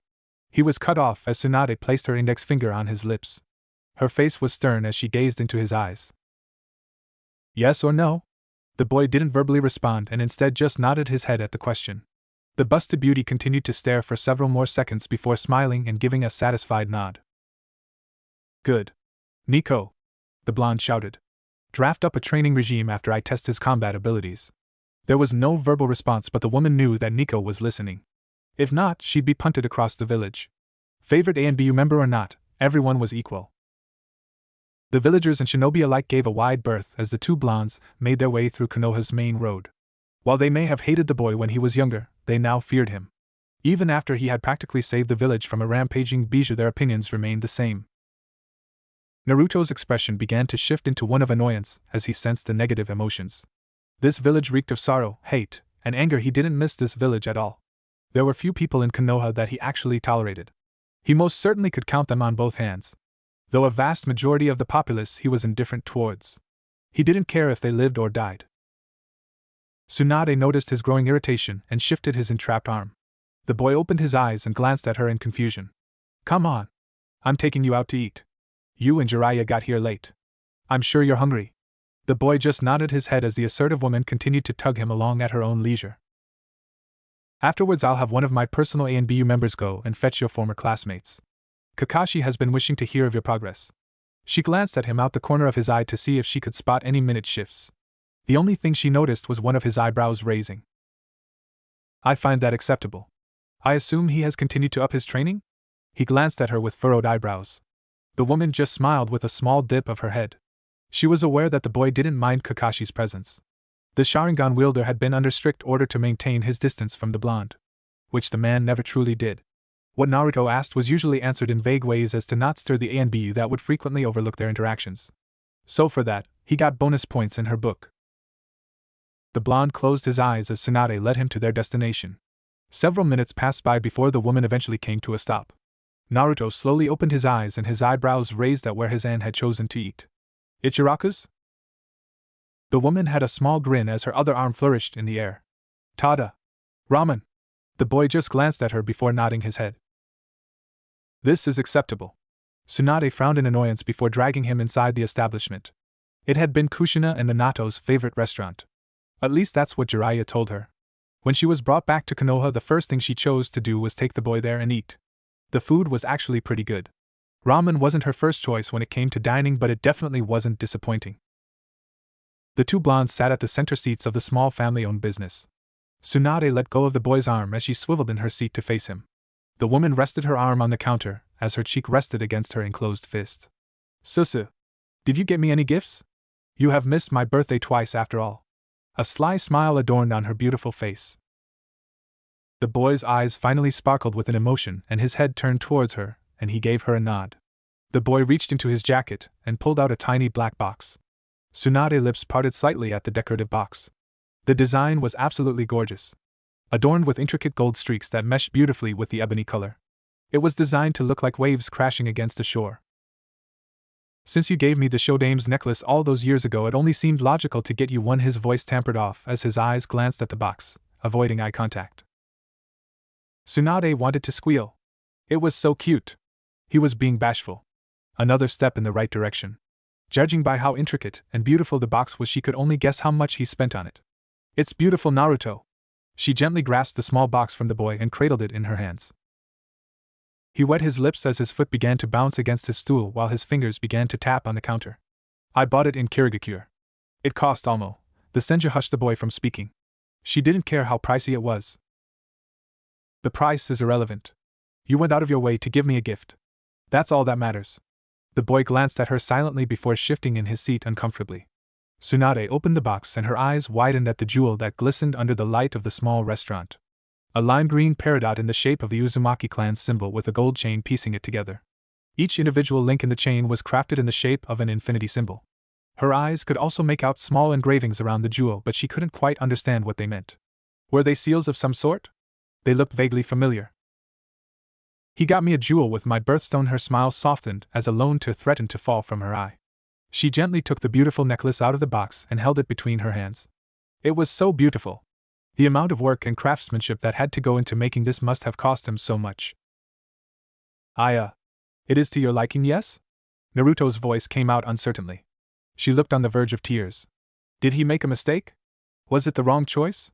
He assumed that her birthstone along with their Uzumaki clan symbol would fit nicely. The woman all but launched herself at the boy as she gave him a fierce hug. His eyes widened at the action, and he was forced to brace himself lest he topple to the ground with the woman in his arms. From his seated position, her were all but suffocating him. Naruto ignored it though. He had grown used to it long ago. To my liking? Naruto, I love it! She pulled away from the boy, freeing him from his prison. The boy shook his head lightly and gave a slow blink. Tsunade proceeded to put on the necklace, flushing her hair out behind her as she did so. The lime green jewel coming to rest just at the valley of her. How do I look? She gave a sly grin as she shifted her weight to one hip, cocking it out and making a rather sultry expression. She pushed her chest out and gave the boy a wink. Naruto's head cocked to the side and his eyebrows furrowed. You look beautiful.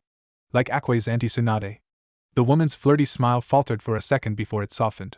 She made her way to the boy, who gazed at her curiously. Her right hand came to rest under his chin before she planted her lips upon his forehead, reminiscent of the day she had saved his life and promised to protect him. Naruto froze at the affectionate gesture, his lips parting slightly as Tsunade eventually pulled away and returned to her seat. The boy's cerulean pupils watching her the entire time. Several moments passed in silence before a young woman's voice caught the attention of the two blondes. Hello? Welcome to. The two blondes turned in sync to the woman, whose eyes widened. I was serving the Hokage and her nephew today. Oh shit, crap. If she screwed this up, she was dead. She'd get blasted through the wall of the restaurant, exploding in a shower of guts and blood. She'd be forever known as the ramen worker that got flattened. Began to mentally sob at the thought. She was so young. She had so many things in life she wanted to accomplish. Like losing her virginity. Oh Kami! She was going to die a virgin now. More mental tears fell from her face at the thought. Hello there? Followed by a metallic ding of the metal bell that was used when orders were being called out. Gave a startled yelp as Tsunade's amused gaze found hers. Yeah, san, correct? We're here for some ramen. Blinked in slight shock at the question. You know my name? Tsunade's smirk morphed into a grin before pointing to her name tag that hung off her apron. Just gave an embarrassed laugh as she rubbed the wooden spoon in her hand. Of course you do forgive me, Hokage-sama. The ramen waitress bowed her head after her statement, to which Tsunade just waved off with a chuckle. It's fine. 2 misos, please. Gave a salute and a wide smile and began to work on the order, as if she hadn't made a fool of herself. Tsunade just shook her head with an amused smile at the young woman. Naruto watched the young woman retreat before turning to his aunt. The people fear you. His placid statement made her turn towards him with a raised eyebrow. They've always feared me, she answered rather lackadaisically. The boy slowly nodded before resting his cheek against his palm. His eyes slowly closed as he responded. More so than usual. What has happened since I've been away? Tsunade pursed her lips as she began to drum her fingers against the countertop in a rhythmic pattern. I've made sure that the village knows that I am the leader. Many were skeptical when I was brought back and inaugurated. You already know this. It doesn't matter. I was chosen to lead and I'm going to do it. Sensei ruined this village and now I'm stuck cleaning his fucking mess. Naruto didn't comment on that statement. He was well aware of the Sandame's machinations and flaws. Naruto didn't usually linger on the past, but he didn't mourn the man's death. The old man dug his own grave and he had to eventually lay in it. It was ironic that his favorite student was the one to plunge his blade into his heart. He always did manipulate things from the shadows. I never truly understood how he and Danzo never saw eye to eye. They were more alike than they wished to admit. The boy tapped his fingers against the countertop. It's fortunate that they both perished. Tsunade glanced towards the boy with a small smirk. Oh, is my little Naruchan pouting? Her hand came to rest on his cheek and lightly tug at his cheeks. She could tell he was unamused by the slight curl of his nose. I do not pout. I am a shinobi. Pouting is beneath me. The blonde continued her actions as the boy's fingers began to drum faster. Why do you do this? His cerulean orbs found hers and the woman grinned. Because I care about you. Showing emotion is good even if they're negative. You're not upset. So what's the harm? She lightly stroked his whiskers with her thumb following the statement. His annoyed expression disappeared following the statement, and he averted his eyes from hers. 2 misos for the lovely couple. Iam's voice interrupted the two as she plopped both bowls on the wooden counter with a smile. Tsunade's hand retreated from the boy's face a little too quickly. She swiveled on her stool before staring at Iam. The young ramen waitress belatedly realized her statement. Her eyes widened before bowing and apologizing. The busted woman continued to stare at the waitress in annoyance as Naruto just watched on. Lovely couple? His head tilted towards his aunt, who was beginning to chew the young brunette out. That same feeling of warmth spread through his body at the thought. His gaze went to the brothy noodles that now sat in front of him, and the corners of his mouth slightly shifted upwards. Break. Tsunade was once again pulling her favorite blonde along as they made their way to the old Team 7 training grounds. The meal had been enjoyable for both blondes. Where is Jiraiya anyway? Naruto shifted his arm that was trapped between her before speaking. He said he had some contacts that he needed to speak with. The woman gave a non-committal hum at the statement. She didn't really care where the pervert was, but keeping Jiraiya on his short leash was always the better option. They continued in comfortable silence before an ANBU member touched down beside the couple. The shinobi you've requested are at the location, Hokage-sama. Tsunade nodded her head as the ANBU member disappeared.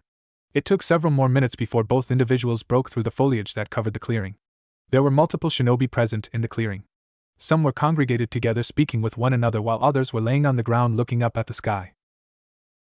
The shinobi in the clearing turned towards the duo's direction and conversation ceased. Tsunade and Naruto leisurely strolled up the group of shinobi as Naruto's eyes opened. His former classmates had really changed in the last 2.5 years. Judging by their expressions, they likely thought the same. Tsunade, yet again, flourished her other arm and spoke with a smile. Tada! Naruto proceeded to glance at her with a plain expression.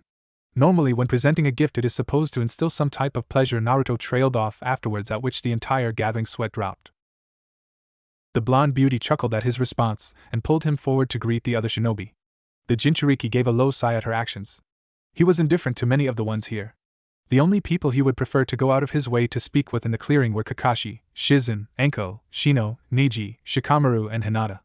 The boy clicked his teeth lightly, which made the grip that Tsunade had on his arm increase in strength. He was stuck here and he knew it. His old sensei was the first to greet them. His right hand was in his pocket, and his signature eye smile was ever present. He made his way to the blonde couple and placed his left hand atop Naruto's shoulder, and proceeded to make the action one would do when ruffling someone's hair. The Jinchuriki just stared plainly as the man continued the gesture for several seconds. I'm certain you're aware that I'm taller than I used to be. But for your mental health, I thought it necessary to inform you anyway. A smirk formed on the Sharingan wielder's face at Naruto's statement. Oh, I'm very much aware. I just think it's funny. Eventually the man stopped his action before giving Naruto a firm handshake with which the blonde reciprocated. I'm glad to see you back, Naruto. I'm sure you're stronger than me now, hmm? There was humor in the man's voice, but Naruto knew better. I could take you on with an arm tied behind my back, Kakashi-sensei. Kakashi stared into his eyes for a single second before nodding his head. I stopped being your sensei after Team 7 was disbanded. Kakashi is fine. The masked shinobi didn't respond to the boy's overall proclamation. Kakashi would never doubt the boy's statement. There was confidence, and then there was arrogance. Naruto never displayed arrogance, and the man highly doubted he ever would. Tsunade let go of Naruto's arm and made her way to Shizen to speak in private. Naruto's eyes trailed after her before he caught the kunai that had been thrown at him. You have not changed, Enko-san. Said woman gave a pout before responding in a manner fitting a spoiled child. You act like that's a bad thing. And it's Enko-chan. Say it with me. K-I-A-W-A-N. The boy just turned back toward his former sensei and ignored her. Enko just smiled before bouncing her way up to the two men who were now conversing with one another. Shikamaru remained on the ground with his hands behind his head as some of the other shinobi greeted the boy. Most of which were returned with a slight nod of the head or a simple hello. The Nara felt someone step beside him but made no move to speak. It was far too much trouble to do so. You noticed it, yes? The mellow voice of Niji directed towards the lazy male. Shikamaru just gave a low sigh before nodding his head. Shino appeared beside the duo, greeting both with a nod. It is still surprising to see you without bandages around your head, Niji-san. The Aburame team commented on. The Hyuga glanced at the boy before crossing his arms against his chest while shifting on the balls of his heels. I have Tsunade-sama to thank for that.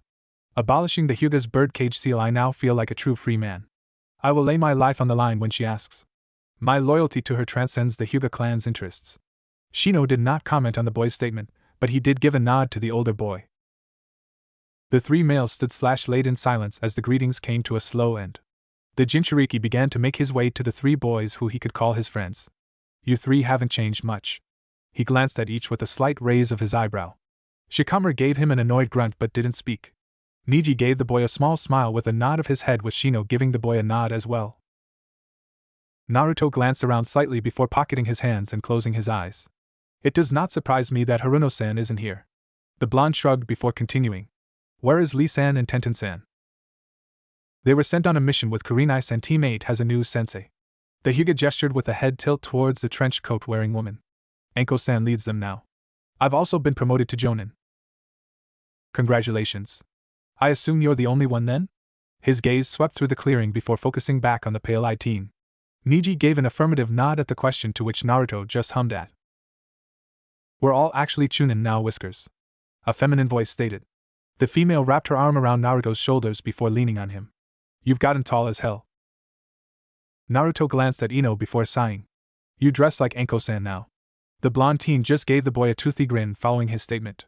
You'd be right about that one. She says to use my sex appeal to my advantage? Why? Do I look good to you, Whiskers? She gave a flirty wink as her body practically coiled around his. The boy's eyes narrowed slightly before he detached himself from the girl. You are a beautiful woman, Ino-san. I'm certain one day you will find someone who will keep up with you. Ino gave a slight pout at his not-so-subtle rejection. You wouldn't even entertain the idea of a date with me, Naruto? She tilted her head at the boy, genuinely curious at his answer. The girl was unaware of the attention she had brought upon herself after asking the question. Honey brown eyes had been watching the interaction since it had started. Tsunade's face was blank as she listened to the conversation between the teens. Naruto gave a low sigh and began to walk away from the small group. Ino watched the boy leave with a confused expression. Was it something I said? She glanced at the other boys who knew Naruto the most. Shikamaru's expression shifted in annoyance before answering. You make him uncomfortable, Ino. Troublesome girl. The boy sighed afterwards. Ino gave a small frown before looking at the other two for confirmation. Niji and Shino just proceeded to nod at Shikamaru's answer. What? How? That doesn't even make sense. Your personality can be overbearing. Naruto-san prefers his privacy, and you were one to always invade it. It is only logical that you make him uncomfortable. Shino adjusted his glasses after his statement, which served to only confuse her more. But Enko does the same thing? How is it any different? She flailed her arms slightly in confusion. Because you're not me. Enko slapped the girl on the back of the head following her statement. Ino gave a yelp of pain as she rubbed her head. Let's just say you aren't similar to him like I am and leave it that. The purple-haired woman removed the saban from her mouth before pointing directly at Ino's face. If you push it, I'll scoop your little eyeballs out and force-feed them to you. Got it? Enko fiercely glared following her statement, causing Ino to nod shakily. The snake summoner stared for several more moments before nodding her head. Naruto silently made his way to the decently sized lake that sat at the edge of the training grounds. He stopped at the edge of the lake next to a voluptuous young woman with long navy blue hair. The woman's eyes were closed, hiding the pale white eyes that every Hyuga possessed. Both individuals were silent as they stood within arm's length of one another. You have grown into a beautiful woman, Hinata-san, the blonde stated as a gentle breeze swept through the clearing. Hinata's hair gently swayed from the current of wind before glancing at the boy with a small smile. Your compliments are always a breath of fresh air. Her hands clasped behind her back before her gaze shifted back to the water. You've grown into an incredible man, Naruto-kun. Your parents would be proud. The sincerity in her voice made the Jinchuriki shift uncomfortably, though he made no move to leave. He gave a small sigh before responding. It's what Auntie Tsunade and Jiraiya-sensei tell me, though I'm hard-pressed to truly believe it myself. I've accomplished little compared to my father and mother. Hinata gave small hum following his statement.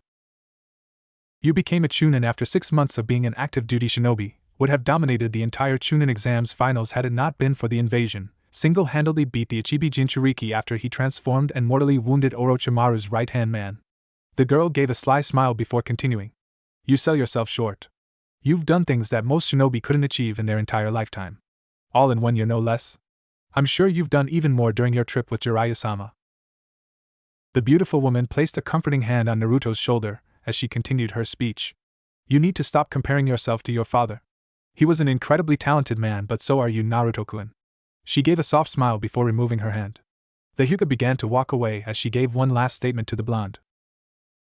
You told me that if I wanted to stand up that I'd need to fall down first. The blonde teen furrowed his eyebrows as he stared at his reflection in the water while contemplating the words he had spoken to the shy girl so many years ago. Had he truly started to compare himself to his father? Jiraiya and even Tsunade had told him that Kushina and Minato would be proud no matter what he did in life. Naruto had only assumed they said that to give him something to strive for. He was a shinobi, yes, but what for? To protect Konoha? The blonde shook his head at that. He didn't necessarily care about the village. Well, the people at least. If not for the village, then what? To reciprocate his aunt's desire in protecting him? Naruto gave a small frown at the thought. Illogical. He was aware that Tsunade was among some of the strongest shinobi in the elemental nations. His aunt was perfectly capable of protecting herself. It's not as if he couldn't protect her without being a shinobi. Naruto's eyes narrowed at the crystal blue water. He was a shinobi, and that was that. You didn't just hand in your headband after accepting it. You live as a shinobi and then die as one. Naruto glanced behind him towards the large gathering of shinobi for a second before pocketing his hands. When your mother was your age, she wanted to run away to a backwater village and disappear. She had told Minato that fighting for what you believe in didn't change the world for the better. On some level, I truly agree with her. Naruto didn't verbally respond and continued gazing into the pool of water. This world has always been dark. One good deed doesn't make us better people. I've killed hundreds if not thousands of people during my years as a shinobi. The blonde's hands balled into fists as his expression tightened. The newcomer continued speaking, well aware of the boy's emotions. Your father thought differently, you know. Always wanted to see the light in this dark world. Always striving for something more than himself. His hands were stained with blood after the war. So many men, women, and children slaughtered at the hands of the Kiroi Senko. Your father was only 20 when he ended the war with the Wagakure. Tsunade gave a shake of her head and moved closer to the boy. She stood beside him as she gazed at the pool of water. He always struck me as a naive man with far too much talent. He thought people could be changed. For the better at that. Kushina disagreed with him. She went silent following the statement, and enjoyed the simple breeze on her skin. Why? His voice was quiet and soft. She knew exactly what he was asking, but she wanted him to truly express it. Why what? She watched as his nose curled in annoyance before he spoke again. Why are you telling me this? Tsunade crossed her arms beneath her before speaking. Because you and your mother were very similar. She didn't want to be a shinobi, but she was the Kyuubi Jinchuriki. It's not as if she had a choice in the matter. Sensei was a shrewd man. The older I get, the more my distaste grows for him. She ignored his perplexed expression. I know you, Naruto. I know your mannerisms. I know what makes you tick, and I generally know what's on your mind. She was right, you know. The woman was referring to Hinata's statement. Naruto frowned before closing his eyes. It doesn't matter if she was right or not. No one ever asked me what I wanted. No one ever answered my questions. She detected the slight pitch in his tone. The boy's hands crossed. No one cared. So why should it matter now? Tsunade gently reached out and grasped the boy's dominant hand. Naruto watched as she turned his hand over, the palm facing towards the sky. Her finger pointed at the veins in his wrist before she began to speak. If this artery is severed horizontally, then what is the outcome? The blonde stared at his aunt in confusion before answering. If the right amount of pressure isn't applied, then you bleed out without proper medical care. The blonde woman gave a small nod before trailing the finger down the length of his wrist and arm. But if it is severed vertically? The boy just tilted his head before answering. Pressure is irrelevant if proper medical care isn't distributed. The damage is more severe due to how many veins are damaged. The medic gave another nod before she trailed her finger to his chest and rested the digit over his heart. Now, what is it that both require to staunch the bleeding? She gazed directly into his eyes following her question. It took all but a few seconds for Naruto to truly understand why she was asking these questions. She gave a beautiful smile before resting her palm over his heart. You have emotions, but don't understand them. What did I tell you 3 years ago, Naruto? The Jinchuriki stared into her honey-brown eyes but didn't respond. I will always be here for you. And I will protect you with every fiber of my being. I'm aware that one day you won't need my help. But that doesn't mean I won't give it. Anything that you need or want, I will try my damnedest to make sure you get it because I believe you deserve it. Tsunade's hand pulled away and her smile caused that same familiar warmth to spread through his body. The busted woman gave him a small wink as she turned to the shinobi in the clearing and gathered their attention. Team 10 will be providing aid in Naruto's assessment test tomorrow. I wish to see what he's learned, and what better way to do so than have you three try your hand at him. Her smile was downright terrifying. Team 10 just grimaced at the demand of their Kage. The boy had already been stronger than them when he left the village. It was going to be a one-sided thrashing. Now, you're all free to go. It's getting late. The shinobi began to disappear as Shizen made her way to the blonde couple. She had been watching their interaction the entire time. Tsunade-sama, have you informed Naruto-kun what has happened to his home? The boy snapped his gaze towards the woman as Tsunade gave a nervous laugh. I can explain? The busted woman slightly shrank at the boy's piercing stare. The raven-haired woman just smiled as the boy grilled his aunt. It's nice to see Tsunade-sama smiling again. Tsunade sat in a private booth with a cup of sake in her left hand and a pen and pad in the other. Naruto had retired to the Senju compound after she explained what happened to his home. It wasn't her fault she destroyed the dilapidated home. It was practically falling apart to begin with. She at least saved all his belongings and stored them in the compound ahead of time. He had been far more tame after the explanation, so it was a win-win. The blonde woman idly twirled the utensil in her hand as she rested against the booth. Too many things had happened today. From Suna's marriage alliance proposal, Naruto's sudden appearance from his training trip, learning the extra details of Akatsuki's actual leaders and her outing with the boy. That last one was actually enjoyable. She gave a low sigh as she rested the pen against the table and rubbed the bridge of her nose before downing the glass of alcohol. The alcohol providing her with that comfortable sensation she had become so accustomed to over the years. She had grown so used to drinking large quantities that the taste had grown similar to that of water. It no longer affected her like it once did, but it was familiar and calming. The presence of a familiar individual sat down across from her in the booth. Tsunade kept her eyes closed and rested her head on her left fist. She truly didn't want to deal with Jiraiya at this moment. Things between them had been tense for 2 decades now, and Tsunade doubted their relationship would ever mend itself. The busted woman gave a low sigh before acknowledging her old teammate. What is it, Jiraiya? Don't waste my time. I have several things I want to get done before this night ends. The white-haired man pursed his lips and idly began to scribble in his notepad.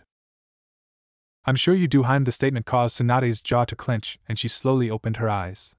Those twin pools of honey gazed at the sage with venom present. Jiraiya ignored the venomous stare and continued speaking.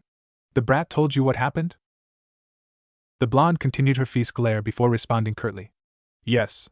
He did. If that's all you came here to say, then you're welcome to leave now.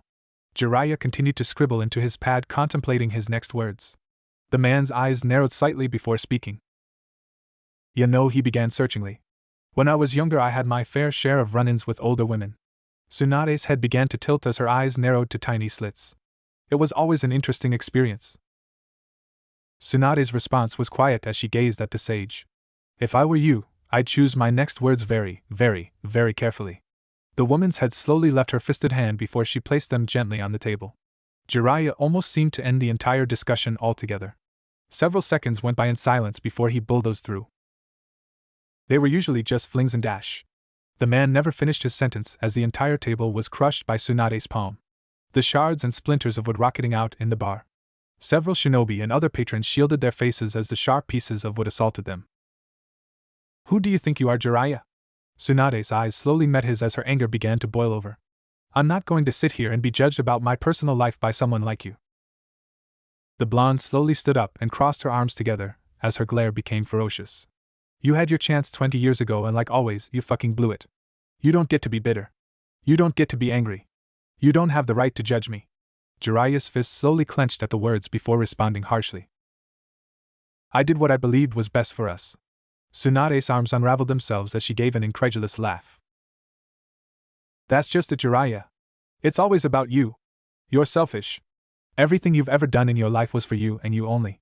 Before the man could reply, Tsunade stomped the ground beneath her, forming a small crater. Don't you dare try to fucking deny it. I was always just some trophy for you to be able to show off. You've never respected me and you never will. The white-haired sage stood up from his seat with an angry visage. I was always there for you when you needed me.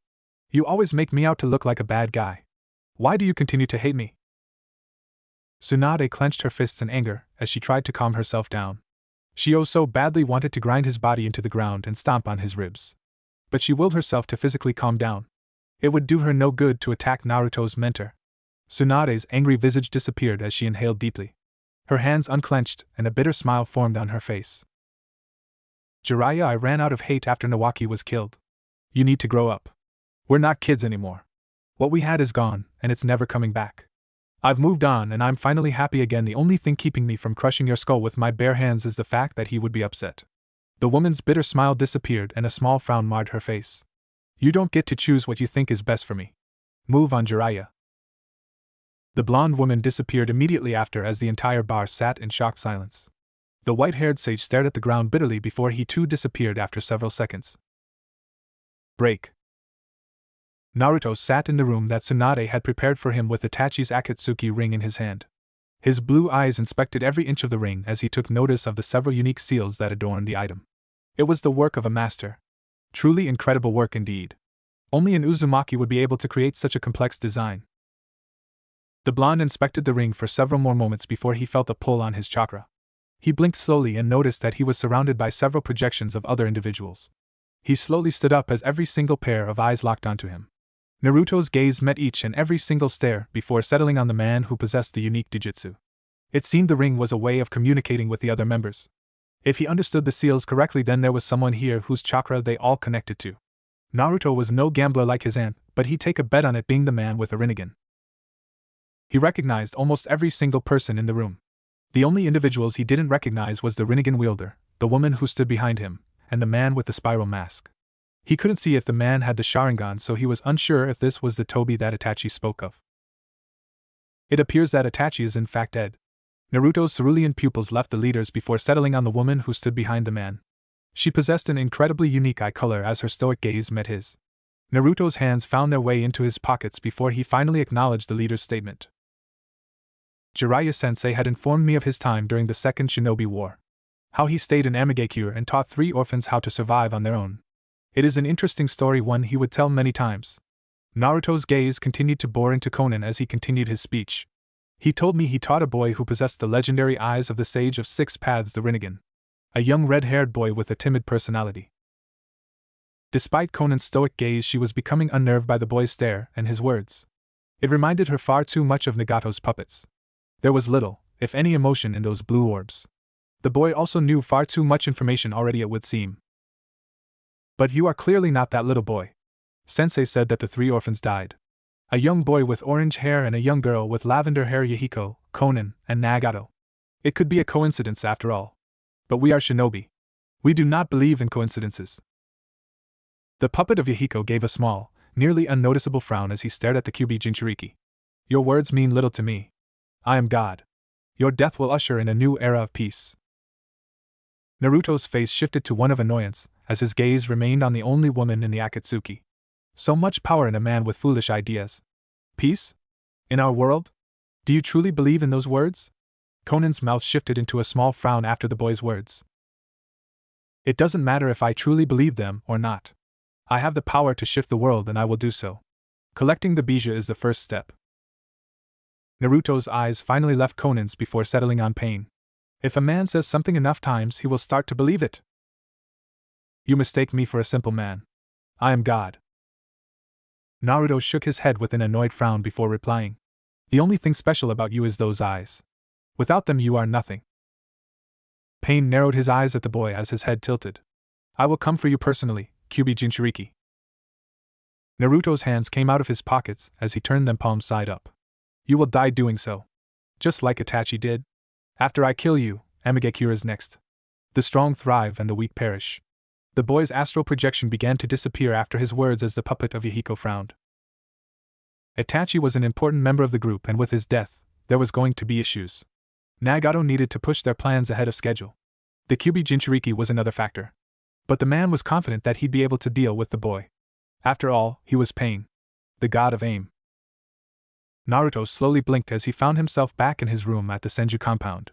He rolled the ring in his hands for several seconds before his head shifted towards the door of his room. Naruto blinked several times as he sensed his aunt enter the house.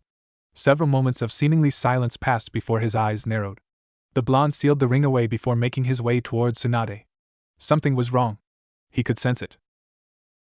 He made his way through the ever-winding halls of the extremely large home before finding Tsunade sitting on the couch with her hands covering her face as her body was racked with slight trembles. The boy scowled before making his way towards the woman. The closer that the Jinchuriki got, the more sobs he could hear from her. His fists began to clench as he immediately dashed towards her. Tsunade jumped in shock as Naruto gently pried her hands away from her face. Her eyes met his and she could practically taste the anger that was beginning to permeate in the air. Tears slowly slid down her face as his thumbs lightly stroked the back of her hands. Who did this? Tsunade's eyes narrowed in sadness as she glanced at the ground in silence. She may not particularly like Jiraiya, but if she told the boy, then he would fly off the handle. Tsunade was aware that she doted on the boy and was viciously protective of him. But the sheer rage wafting off of him was palpable. She truly wasn't sure if Naruto would go out of his way to attack Jiraiya.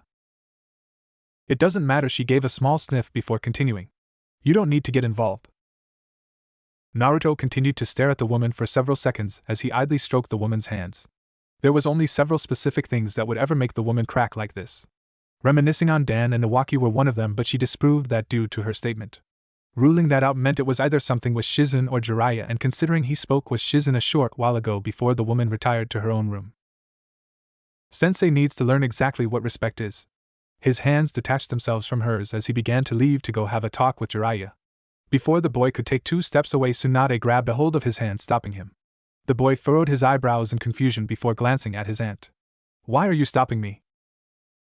Tsunade gave a low sigh before drying her eyes with her other hand. I told you I don't want you getting involved. I can handle this myself.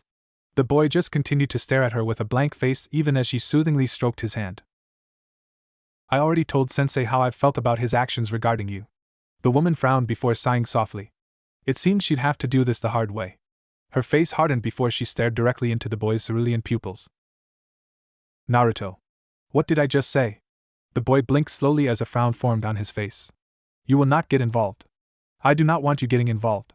This is between him and I've already settled it. If it continues, on the other hand, the woman trailed off at the end, but she knew he would understand.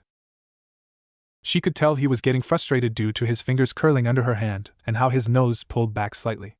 The woman sighed before getting up and gently caressing his face. Please, Naruto? For me?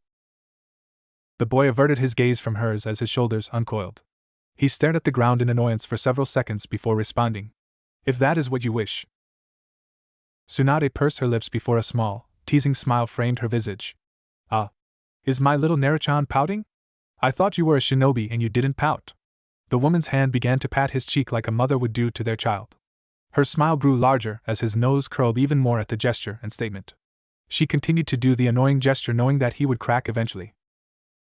The blonde grew tired of the gesture after several seconds and gripped her hand gently before moving it away from his face. Must you do this every time? His eyes narrowed as her grin grew even bigger. My little Naruto, your auntie loves you very much. I know you feel the same. Naruto's head tilted as the words left Tsunade's mouth. Her tone shifted towards the end, almost as if she knew something he didn't. He gazed at the woman in confusion as that teasing smile shifted into something different. The boy didn't understand the action, and it was gone before he could fully analyze it. I'm glad that you're so protective of me, Naruto. Her hand gently stroked his whiskers before pulling away. Thank you? The boy just nodded at the statement as Tsunade began to walk away. Get some sleep. You do have that assessment test tomorrow after all. It's going to be where the Chunin exam finals were held. Good night, Naruto. The boy's eyes remained on the woman until she rounded the corner of the living room. Break. Naruto sighed to himself as he was pulled along by the Hokage to the arena. He saw no reason to even have to do this, but his aunt was adamant he do so. He was one of, if not the strongest shinobi in the village. The only exceptions were Tsunade and Might Guy, both of which could match him in strength and speed. Tsunade glanced at the boy before sighing. I know you don't want to do this, but I need to see you in action. I don't doubt for a second that you've gotten even stronger. I just wished to see how much. The Jinchuriki gave her a nod to which she smiled at, clearly happy that he was complying with her demands. The two blondes walked in silence before entering the massive coliseum. Upon entering, the teen gave an annoyed click of his teeth as he spotted the numerous onlookers who were waiting to witness the spectacle. There was far more people than he would have preferred here in the arena. The Hokage shook her head lightly at his reaction before pulling him along, the young teen making no effort to stop her. You'll live, Naruto. Just one fight and then we can go home, okay? The woman's honey brown eyes locked onto his and he gave a small nod. The duo continued their journey towards the center of the arena as the shinobi ceased their conversation. The Hokage let go of the boy's arm and began to walk further towards the stands before explaining in depth what was happening and why it was happening. Naruto tuned out the explanation due to already having heard it. His eyes roamed around the rocky terrain as he spotted the entirety of Team 10 preparing for the fight. Asuma was sharpening his knives, Choji and Ino were stretching, and to the surprise of no one, Shikamaru was laying on the ground with his eyes closed. Truly a man of class. Naruto idly noticed that Tsunade was now standing against one of the metal railings as Team 10 began to move towards the center of the arena. The blonde rolled his neck several times before his attention snapped towards the opposite side of the stands. The boy's stare shifted into annoyance as he gazed at the individual standing at the farthest part of the arena. Tsunade immediately shifted her attention towards the area and, upon noticing who was standing there, tried to stop Naruto from acting. The woman was too slow to do so as the boy disappeared in a burst of speed. Naruto appeared crouching on the metal railings of the arena as he stared at Jiraiya, his face being only several inches away from the man's own. The two men stared into each other's eyes for several moments as the shinobi around the duo began to move away. They could sense the tension between the two and wanted no part in it. The blonde Hokage gave a frustrated growl at the man's timing. He just had to show his stupid face after what happened last night. The idiot had to know that Naruto would find out. Why was he even here to begin with? We already did this before, sensei. Do you wish for the same outcome? Naruto tilted his head as he stared at his mentor. The white-haired man gave a small frown before responding dismissively. This doesn't concern you, brat. Naruto's eyes narrowed as they turned cold. Auntie Tsunade is my concern. When will you grow up, sensei? Jiraiya's face hardened at the statement as his eyes narrowed. What happens between Tsunade and I is between us. Not her little guard dog. Naruto's face became blank before he slowly rose to his full height on the metal railing. The boy towered over Jiraiya as he cracked his neck. Big words from a small man. The Toad Sage glared at the boy for several moments before shaking his head and walking away. Naruto's eyes narrowed as his face pulled back into a scowl. Always running away from your problems. Just like when you disappeared after father's death. What excuse are you going to make up this time, godfather? Jiraiya stopped dead in his tracks as his fists tightened in anger. Naruto's fists responded in kind as he glared in anger at Jiraiya's back. You think you're the only one who suffered because of his death? I had no one. No mother. No father. You didn't do your job. Naruto's eyes bled crimson as his anger boiled over. He trusted you. And you spit on his grave. Jiraiya spun around and glared daggers at the boy. I wasn't mature enough to raise you. You think I wanted to leave you alone? Naruto's glare became vicious as he stepped off the railing onto the ground. You're not even mature now. It was never about being mature. It was about doing what was asked of you. Father tasked you with my care and you failed. I trusted Sensei to watch over you. The Jinchuriki's chakra exploded beneath his feet as his anger exploded. I'll kill you! The man's eyes widened as the boy appeared in a flash directly in front of him. Jiraiya was unable to prevent the fist that embedded itself into his abdomen. Saliva and blood shot out from his mouth as he doubled over in pain. When? The Jinchuriki's clawed hand wrapped itself around the man's face before slamming his body into the cement, forming a large crater. Jiraiya shouted in pain as his vision was obscured from the hand. Before he could even think to defend himself, he was sent careening into the arena, spinning uncontrollably. The blonde teen gave a shout of anger before disappearing in a flash and reappearing directly above the sage.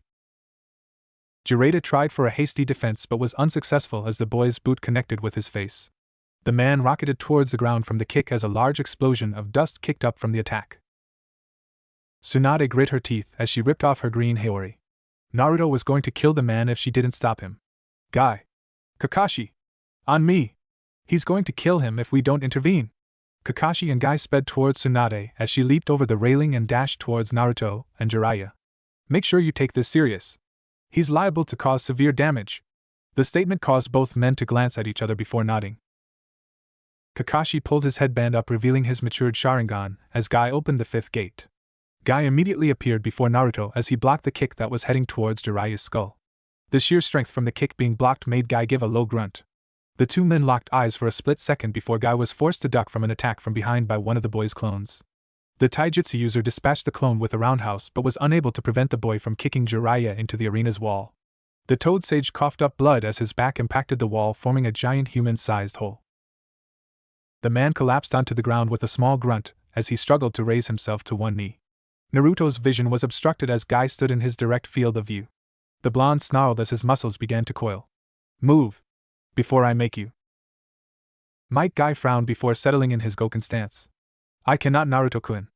Hokage-sama has given me an order and I must follow it. The blonde slowly turned his head behind him as Tsunade and Kakashi appeared.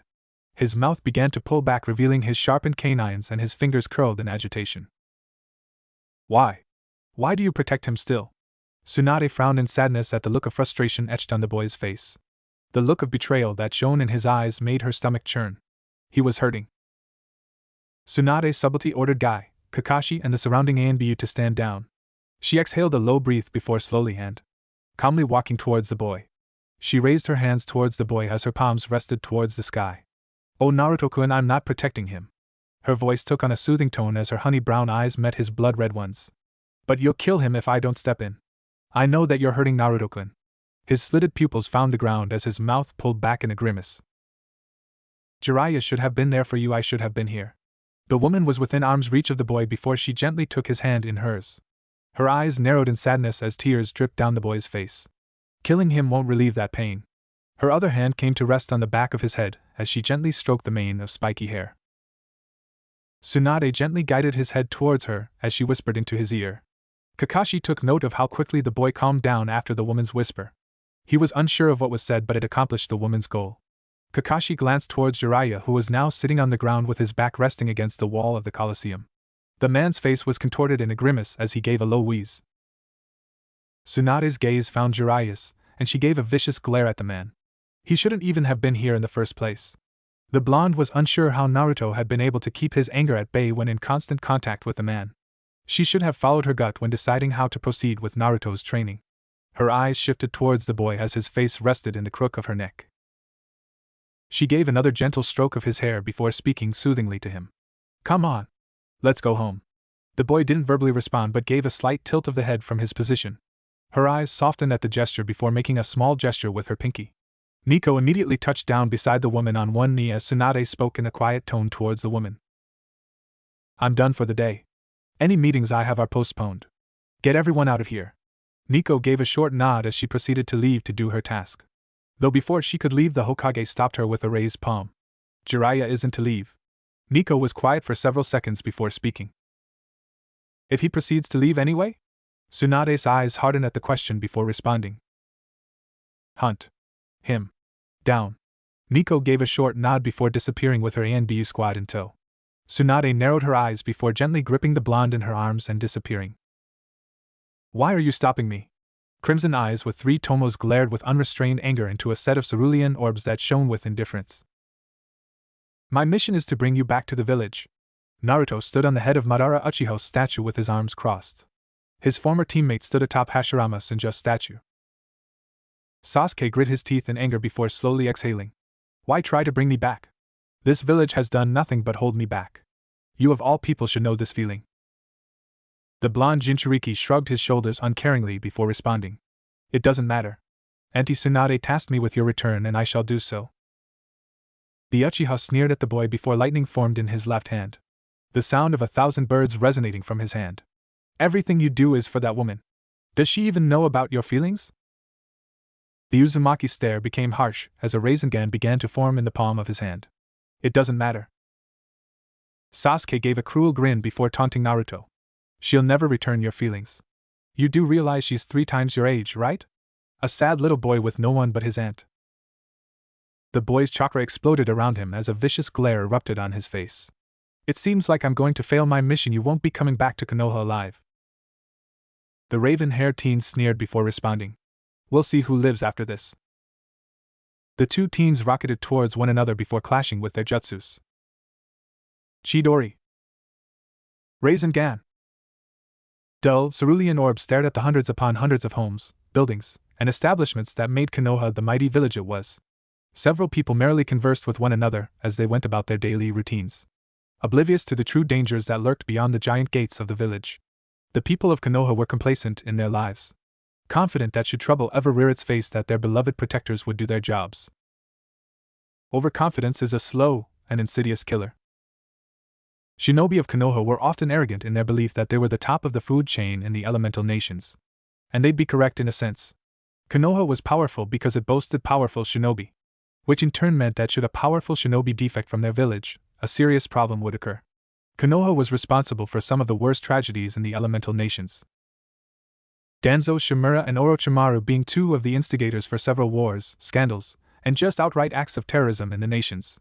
It wasn't surprising that most of the great villages, and even many minor villages, despised Konoha.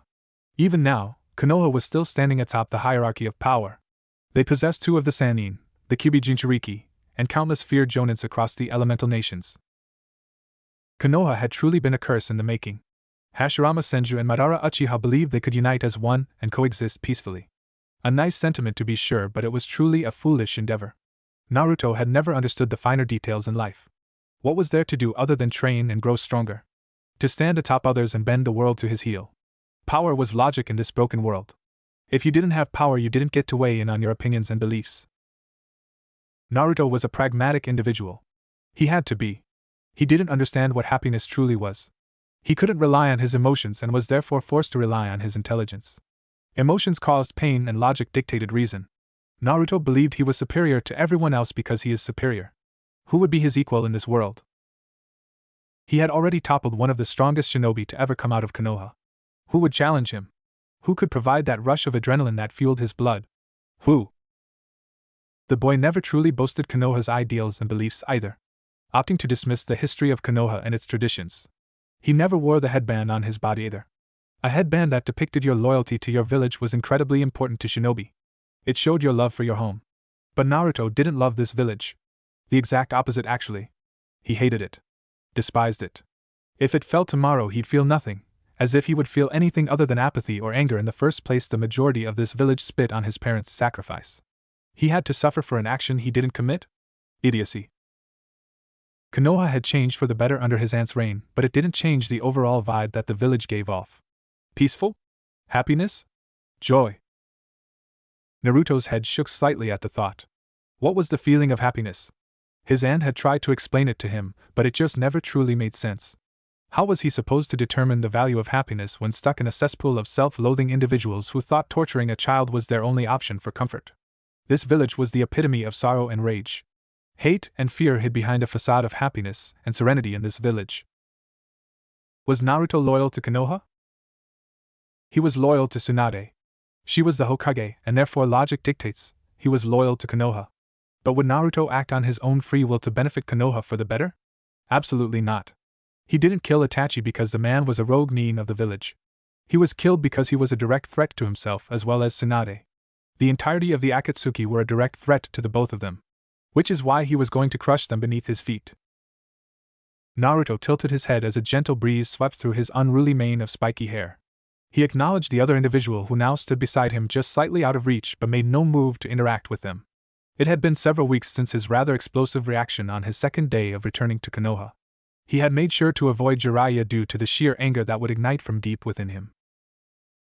Did Tsunade-sama inform you of the marriage contract that Suna proposed a few weeks back? Naruto slowly blinked at the question before glancing at the individual beside him. He remembered Temari and Tsunade speaking to one another but hadn't truly paid attention to the entire conversation. He did know that Temari was stressed about the overall situation though. Naruto didn't know it was about a marriage proposal. One that involved Temari of all people? Gaara would never use his sister as a political tool unless backed into a corner. Gaara must be struggling to grip his hand around the throat of Suna's counsel. He mentioned something about it when I visited Suna during my training trip. The boy placed his hands into his pockets before staring down at the village. The person beside him gave a low sigh before responding. Makes sense on why she's been so distant lately. Troublesome. Naruto glanced at Shikamaru with an eyebrow raised. You two have been courting? The lazy Nara glanced at the boy before reaching into his vest and pulling out a pack of cigarettes. The boy slowly began to tap the packet against his palm as he stared down at the village. I wouldn't say we were courting, just talking and getting to know each other. The blonde teen eyed the small packet of cigarettes with interest before speaking. You smoke now? I believed it to just be residual residue from being around the Soma all the time. The boy gave an annoyed sigh at the question as he began to unwrap the plastic surrounding the package. He slowly fished one of the sticks out of the packet before placing it in his mouth. Before he could take his lighter out of his pocket, the blonde Jinchuriki gripped the end of the cigarette and lit it with a simple application of Katon chakra. Shikamaru nodded his head in thanks before inhaling a decent amount of tobacco and slowly exhaling the substance out. Kurenai-sensei hates it.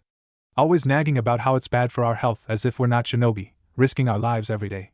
A cigarette harming my health is the least of my worries right now. The boy gently positioned the stick on the corner of his mouth and rubbed the back of his neck. You're also changing the subject. Naruto eyed the boy out the corner of his eyes before shrugging lightly. Temari seems out of your league. The fact Gaara is her brother and is the Kazekage is another factor. Surely Auntie Tsunade has stressed the danger of what you're doing. The Nara went silent for several moments before placing his hands into his pockets. I'd never jeopardize my position in Konoha. Tsunade-sama is far stricter than the old stories about her state. But you're avoiding the overall subject again. Shikamaru glanced at Naruto with a knowing look as he blew out another plume of smoke. The blonde narrowed his eyes and shifted his position. Temari is a beautiful woman, but I am not interested. You know exactly what I'm talking about, Naruto. The boy sighed in annoyance at the statement. Suna's counsel would have disappeared had Auntie Tsunade accepted the scroll. Gaara may have changed his ways, but his people are walking a thin line. The boy's eyes met Shikamaru's before continuing. Auntie Tsunade would have me march on their soil before it came down to that. She's avoided bringing it up because it wouldn't happen. The other Kages need to realize that she won't bend the knee. The Nara nodded at the blonde's statement before rolling his neck in annoyance. Sounds like a war is coming. The blonde shrugged his shoulders before speaking.